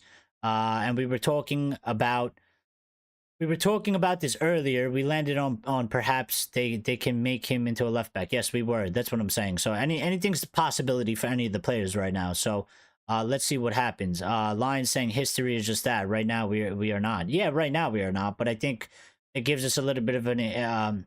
I think it holds us up. You know what I mean? I think, you know, when you look at it like sort of like a Chelsea, their history was never really anything. Even like a Manchester City, right? Like their history is really never in anything. Like if Manchester City crumbled tomorrow, all they got is like this 10, 15-year period. We have way, way longer than a 10, 15-year period. And, you know, our club goes all the way back to 1878. Like, we've done it through different periods and times, different years, like we've done it so many times that it's like, all right, it's not a one-off thing. It's not that. Like this club is that. Like this club does do this. This club does get out of these things. This club has proven multiple different times. It wasn't like a one-off thing. It was a thing that happens to this club. It does happen to this club. I mean, for God, like Richard was there. Richard supported them, you know, the whole way. He was there when we got relegated. Like, I can't even fathom and imagine Manchester United getting relegated, but it happened, right? We were relegated. I can't even. It doesn't even make sense of how we were relegated. I can't even really comprehend it. Number one, because I wasn't there to see it, but it just, for me, it doesn't. It seems like a fantasy. It seems like something in a video game or something, like, because all I knew is Ferguson's Manchester United. That's what I grew up on. So all I knew was dominance. And then obviously I've had to suffer the past, you know, these 10, 11 years, and it's humbled me a little bit.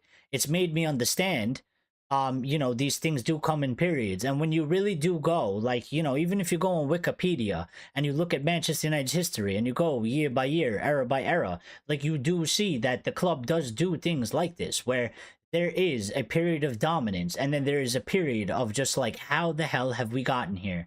And then every single time we get into that period, even like a period where we get relegated, we somehow manage to come out of it.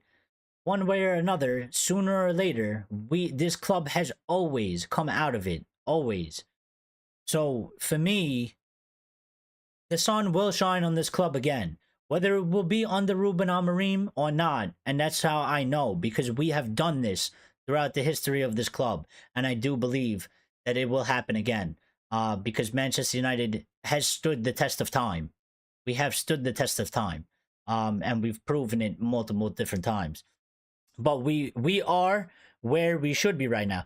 No, we are where we should be right now, 100% Lions, because of the things we've done to ourselves. The way we've operated, the way the decisions we've made, you know, all those things, you know, and I'm sure Richard can shed more light onto why things went wrong in periods that he had to watch Manchester United be awful. And I'm sure, you know, if you look throughout the history in the periods that we have been bad, there's obviously always certain reasons as to why. But right now, we 100% deserve to be where we are. Number one, because we're not getting the results. So when you don't get the results, you deserve to be where you are. But then also, you know, the way the club has operated, we obviously we deserve to be there. We shouldn't be there because we have the resources in terms of money, and we have the attraction that we shouldn't have been doing the things we were doing. We shouldn't have been operating the way we were operating, but we are where we are because of the things we've done. And we do deserve to be where we are because we've done very, very bad things and very, very wrong things. So, you know, but I agree with you. That's what I'm saying. That's what I'm always saying. Like, we are mid-table because we've performed like a mid-table team, and therefore we deserve to be mid-table. We don't deserve to just be, you know, in the top 4 because we're United. We got to earn that right. But this club will come out of this period. It will, one way or another. It will come out of this period. And anybody that doesn't think so, if you're a Manchester United fan, then I feel sorry for you. And if you're a rival fan and you think that this will always continue like how it's been, then you are a fool. You are a fool. And I cannot wait until the day that this club comes out of it, because I will be there waiting. And I will be waiting for your tears, because you are a fool to think that this will continue at Manchester United. This club has gone through enormous periods where it's been very bad and very good. And it will continue at this club. And we have an opportunity right now with a new hierarchy, a new structure, football people, this young, bright coach that seems like he's very good with an exciting way of playing. This could be the time. This could be the moment that we've all been waiting for, to come out of this darkness period and to see the sun shine on us again. And I really hope it is, because we've all been patient. I'm really tired, and I would want nothing more than to see this club be successful again, to be respected again, to play in a manner in which we can be proud of. That's all I want. That's all I want. So I really do hope. It can be. And that's all we really got right now is hope. And I think that's one thing Manchester United's never given up on, and the fans have never given up on. We've never given up hope. And that's part of the club as well, you know. Did we give up hope? Sure, maybe morale was down, but did the fans, did the club give up hope when we had the Munich air disaster? Did we just fold the club and say that's it, we're done, we're finished? No. I mean, maybe it took some time to heal, but we fought back from that, and then we came back even stronger, and we came back and dominated. You know, it's ingrained in this club, and that's why I love this club. Because when you look back at the history, it is a story that you would see in a film written in Hollywood, of just highs and lows, and how you could be on the top of the world and then you could be at the bottom of the world.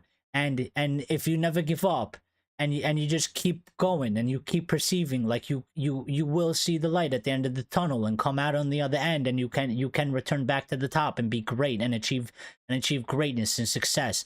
And sometimes things happen to you that is out of your circumstances, like the Munich air disaster. You know, had nothing to do with the club being operated in in a way. Like, that was just a tragedy, and it detrimented the club, and we were still able to come out of that after a period of time and come back stronger and come back as champions and be successful. And that's why I love this club, because I think this club is the ultimate story of life. Like, it has fantastic opportunity, it has fantastic history, it has periods where it hasn't been good, but I think that's life, man. Like, you have some good, you have some bad, you never give up, you keep going, and you know, and sometimes you know, it's the best day of your life, sometimes it's one of the worst days of your life, but if you keep persevering through, you will make it through, and you can have some really good times along the way in the journey. So Richard saying, well, there is a comparison. Like, Eric Ten Hag, Franco Farrell was very stubborn in the way he wanted to play, but by the time they made the change to Tom Doherty, it was too late. Yeah. And RSV saying, big up from Detroit. Big up yourself, buddy. I'm in New York, but shout out to Detroit. Also, Barada Ashworth joined in mid-July after INEOS decided to retain Eric Ten Hag. Well, that was also another thing, but that discussion was always weird, because Sir Jim and Sir David Brailsford, and I get what you're saying, but they were the ones that decided to keep him. And I guess you would say Barada and Ashworth are, you know, they're more of the football guys. But then of recent times, Barada and Ashworth were the ones that were sort of fighting to keep Eric Ten Hag in the job, and then Sir Jim was sort of losing his patience and wanted to change Eric Ten Hag. So it's actually funny how it flip-flopped. But obviously they've made the right decision and they've done exceptionally well. If United make it to top 4, I'll buy Rabuk pizza and eat it in front of Mashuk. Well, I'm gonna hold you to that, Jason. I'm gonna hold you to that. Listen, one thing, we could joke around, we could have fun, we could do all types of things.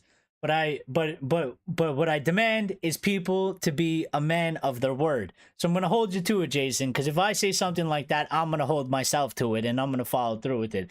So I want something. We're gonna need proof. I want like a picture or something. I'll give you my social media or something. You could tag us in Twitter. We're on Twitter. I have my personal account at United Steez. And then we also obviously have the channel ones. It's in the link. It's in the bio of the channel. So I'm gonna hold you to that. I'm gonna remember that, Jason. Hope is one thing, but now we can actually believe. Well, we need both, definitely. But I agree that we're about to turn the corner. Well, let's see what we get from Amorim, because I think once we see with our eyes what we've really gotten, because it's all good and fine to talk about, you know, what's going on right now, but let's see how it goes at Manchester United. And I think if it starts off very positive, and I think we can see clear indications, then I think the belief and the hope are gonna go absolutely through the roof. And Lion says, I believe in INEOS and Amorim. I believe in them right now. I think there's no reason not to believe in them. I think with the way INEOS has been moving, I believe in INEOS so far. Have they gotten everything right? No, I think they made a couple mistakes here and there, albeit maybe they're a bit on the minor side. They're not going to get everything right, but I think in the big picture, I think so far they've done an excellent job. I do, and I think they're moving in the right direction, and that instills positivity in me and hope that this club is going to be going forward and moving in the right direction. Absolutely. So, Amir saying 4th most valuable head coach manager ever. You gave him all the titles there, Amir. It's a bet, Jason says. RSV says, shout out to New York. My brother lives in Bed-Stuy. Oh, very nice. Bedford-Stuyvesant, the livest one, as Biggie Smalls once most famously said. Yeah, Bed-Stuy. I haven't been over there too much, to be honest, because I work in Manhattan, I work in the city, but Bed-Stuy is not one that you really end up in unless you kind of live there, you know what I mean? But shout out to all of New York, and shout out to Detroit too. I like, you know, my favorite artist and rapper is Eminem, so Detroit. I also like Big Sean too. He's alright. He's not bad. He says some good things. So, yeah. United go through managers like disposable vapes. Well, you know, so does Chelsea. And so does other clubs. I mean, look at Bayern Munich. How many managers have they had in the past 4 seasons? Look at Real Madrid. Look at Barcelona. They all do it. Albeit for different reasons, sometimes worse than others, but you got to do it, man. It's like I said, we need to stop with this sentimentality of we need to give this manager per se time, because we gave Fergie that time, and you know, and Fergie almost got sacked, and if they sacked him, we would have never got Fergie. Like, we're never gonna get Fergie again. It was a one-time thing. It was beautiful, and I'm glad it happened, but we're never gonna get it again. There will never be another Sir Alex Ferguson, just like there will never be another. You know, I think Ruben Amorim will be his own man. There will never be another Jose Mourinho. There will never be another Arsene Wenger. There will never be another Cruyff. There will never be, you know, these people are all their own people. You know, we need to stop the sentimentality type of thing. We have to give, obviously, you give the manager a reasonable amount of time. But after that reasonable amount of time, if you're not performing, if you're not delivering, then you gotta go. This is a, you know, performance and results based game at the highest level you could possibly go to. If you're not performing and you're not delivering results, then you need to lose your job, like you would at any other big company, corporation, business, any high end anything in the world. You know, if you know, if Amazon has somebody in charge and they're not delivering in making sure that Amazon is being run efficiently, and they're not delivering, you know, profits, and stuff like that, and they're underperforming, you think that person's going to keep their job just because, you know, the old person that was in charge was given a little bit more time. No, they're gonna get rid of them. They're gonna get somebody else. So we gotta be, we gotta be reasonable with the time, but we can't be overzealous with the time. With the think how we kind of went to, make United great again. Yes. Muga, Muga. Muga.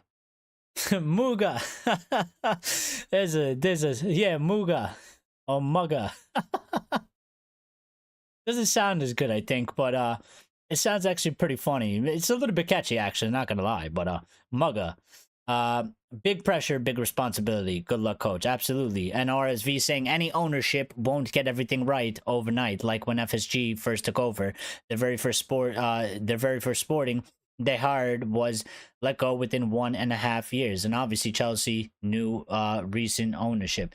Yeah, and then that stuff takes time as well, for sure. So you're absolutely right. It takes time. INEOS is going to need some time, and I think that's a place where we could give time, because it's something that we haven't had for quite some time, and I think that's a place where we could give them some time, because I think they're going to need time.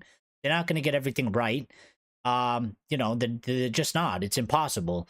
And therefore, I think that's a place where Manchester United fans can give them time, as long as they don't royally, mess up to something where they just completely alienate, the entire fan base, which I don't think they've done yet, and I don't expect them to. So I think that is a place that we can give them time, and we should probably give them time. And the manager, you can give them time for sure. I think manager, at least we should give them at least a minimum of a year. But it also depends on results and performance. Like, what happens if, my thing is, like, as much as I would be willing to give Ruben Amorim as much time as possible, what if Amorim comes in, and what if his performances are so bad that we drop into relegation? Like, there would have to be a real talk of, like, shit, we might have fucked up and we might have to get rid of him. Like, you know what I mean? Like, that would be crazy, and I don't think it's gonna happen, but I'm just saying it as an example, like, out there. You know what I mean? You have to deliver performances. You have to deliver results. Like, Amorim has to show us that United is growing under him, that we are moving in a forward direction, and he has to keep that up, to keep his job, to keep his trust, from the players, from the fans, all sorts of stuff. So, well done, do lightning fast work, our board management. I am so really, no, I mean, they worked really fast on this. So it was really good, and they deserve praise and they deserve credit. Red baseball cap with Mugga on it. It kind of makes sense, no? Yeah, that's one of the things that we could get for the channel. I could make one of those. And we'll see. We'll kind of have some merch. We'll have Mugga. We'll have the Red Devil Experience logo on it, in the center. We'll make it United colors. Maybe we'll make it a sort of a United design, kind of like on the hat. Maybe with the stripes or something like that. Something that's a homage to United history. We could even make one that's green and gold, which I would love. RSV is saying, but I do need to see certain players like Rashford, and I agree with him, moved on. That guy is the main cause of the toxic environment in the dressing room. If INEOS do get rid of him and other deadwood, I'll applaud them. Well, fair enough. And I think it is something that definitely needs to be looked at. I mean, he is one that is certainly the most under the microscope. He's been through about 5 managers or so, albeit, I think, like, with LVG, you can't really blame him for that one. He was still young. He just came through. I don't think it was really sort of a problem. But obviously he's one of the players at the club that's been through the most managers. He also is a player that he's fairly emotional. You can kind of see he kind of wears his emotions on his sleeves. I think he's fairly easy to read. And I think it's fairly easy to tell when he is not happy. Not only by, the way he performs on the pitch, but also just the way he carries himself around while he's on the pitch, and sort of like his attitude. You can always, you can see a clear difference in when Marcus Rashford is happy and when Marcus Rashford is not very happy. And I think, it doesn't help his case when he's not performing, and then also you can kind of tell that he's not very happy. For me, I would just say this. because I try to be fair. We don't know everything. Obviously, Rashford's had some incidents. Obviously, there's times where Rashford looks like he's downing tools. Looks like he's not interested. Looks like he doesn't want to be at the club. My thing would be this: if INEOS, anybody at INEOS, you know, Sir David Brailsford, Sir Jim Ratcliffe, Dan Ashworth, Omar Barada, Jason Wilcox, they must know, because they are in charge of the club. They have to know if he is certainly 100% the problem, if he has caused problems behind the scenes, if he has actually downed tools in a way that is, you know, obvious to them behind the scenes. And through them, if they determine that he has done any of these things, then he absolutely needs to be moved on. And I would want them to move him on. You know, and listen, they know more than us. We don't know the whole story. We see what we see, and that's about it. And we obviously get rumors and news that we can't verify through the media. You know, it could be true, they could be false. It's hard as us as fans to know the full story. We never know the full story. I would hope that our hierarchy knows the full story. And my thing is, if the hierarchy knows the full story, if they have moments and examples where they're like, look at Marcus, he gave up on this manager, he gave up on the club at this period in time when it got hard. If they know that for a fact, then they do need to get rid of him. And if they get rid of him, I will be okay with it, because I think if they get rid of a player like Marcus Rashford, I think it would be for those reasons. Because I think Marcus has talent, and I think Marcus does suffer in terms of, you know, every player is different. And I think Marcus, you know, when Ten Hag came in and he had Benny, I think he had an arm around the shoulder. I think he was determined to make a difference. Clearly, that relationship with him and Ten Hag went sour because Ten Hag fought with Sancho and kicked him out of the club. And I think that soured the relationship between Ten Hag and Rashford. And I don't think, you know, I think Rashford is a fairly emotional human being. So let's see what happens under Amorim. Let's see, because I think this guy can get through to players very good. I think he communicates very well. So yeah. And RSV saying, I seen Rashford and even Bruno as Uba as Ozil. Fair. At Arsenal under Arteta during his first few years at the club, when Arsenal were crap, they took the decisive action and got rid of them, and we need to do the same. And that's what I think it's fair. I think it's fair. But again, like, those were clear and obvious known problems. You know what I mean? Like, it was known. Like, and they got rid of them because the people on the inside of the club knew they were problems. And they knew things that even the fans weren't even aware, barring whatever happened on the pitch, right? There was things that happened on behind the scenes that fans weren't even privy to, that they knew about. And clearly, obviously, they made the right decision because they were huge distractions and they were huge problems. And this is what I'm saying. If there is a player like that at Manchester United, it's one thing we see them on the pitch, right? We don't see them at training. We don't know how they're like when the camera's not on them behind the scenes, you know, with their teammates and, you know, not in public per se and inside of the club. They know that. So if they are certainly definitely problems, then they do have to get rid of them. And if they get rid of them, then I'm okay with it. Because we can't have problems like that. Also, out of topic, but Detroit has the best authentic Middle Eastern food in America. Well, maybe I got to go to Detroit one time and try that out.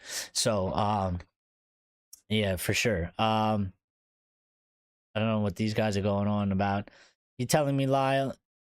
He's not even cutting me in. You just running with my campaign. I've stolen your campaign. It's over. You put it out there. It's a free world. It's over. It's over. Listen, guys, the show has gone on really, really long. I don't even expect people to rewatch this because it's 3.5 hours, even though it's absolutely brilliant show. And I think if they did watch it, they would keep it on. RSV, thank you for joining in here as well. I hope you're a subscriber because I'd like you to come back and join us in the live shows. We could use more like you along with the wonderful people like Lions and Lyle and Richard. and Amir and Jason and everybody else that always shows up. And Grace was in here earlier, and Stephanie was in here earlier as well. Ray was in here as well. Warren was in here.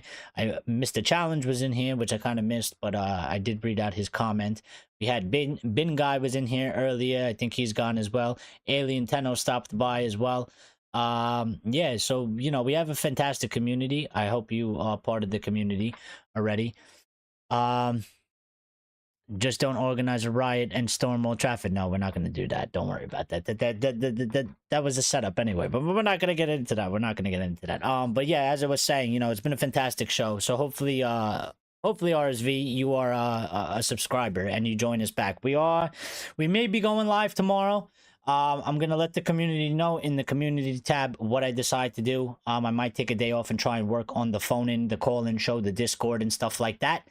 But other than that, we will for sure be live after the match doing a Red Devil recap, the match against Chelsea. So we will be live one way or another. Thank you for everybody that joined today's show. Thank you for all of you that are still here, that is, overseas, and it's very, very late, albeit it is the weekend, but still, you guys are still here getting involved. You smash the like button for me, which helps the channel grow. You guys are always here just supporting the channel. You've been here since you found the show, and I'm always so grateful that you guys like the content, you like me, you like the channel, and I'm grateful for the discussions we have, because I think we have absolutely fantastic discussions. I think it's very, very different to a lot of the other channels out there, and sort of the shows and discussions they have. I like our stuff. I really do. I think it's fantastic, and I enjoy it very much. And if it wasn't for you guys, I wouldn't have anybody to have these discussions for, and that's why I started this, so I could meet people like you and have discussions like this. We did 3.5 hours. I don't know anybody in my real life that I could talk to 5 minutes. So again, the fact that you guys come in here every show, and always keep up the enthusiasm and the discussion, and you carry the show, it means a lot to me. I don't say that just to say it. You guys should know me by now. I don't say things just to say it. When I say it, I do mean it. So I do appreciate it from the bottom of my heart. So thank you very much, guys. Enjoy the rest of your night. Some of you get sleep because it's late over there and you need it. I'm gonna go eat, and then I'm gonna kind of wind down, maybe clip up some of this show and release it tomorrow. Maybe we'll get an extra couple of viewers and subscribers in that way. And then I will let you guys know tomorrow at some point if we are going to stream or not stream. And then obviously we will be live for the Red Devil recap on Sunday. So thank you guys. Everybody be good. Lion says mugga. Mugga to infinity and beyond. Yeah. Make United great again. I love it. Yeah, so thank you guys. Take care. Have a good night. Be good. Stay safe. And we will speak very, very soon. And enjoy the rest of your Friday evenings or nights, or Saturday morning for you maybe. And we will talk very, very soon.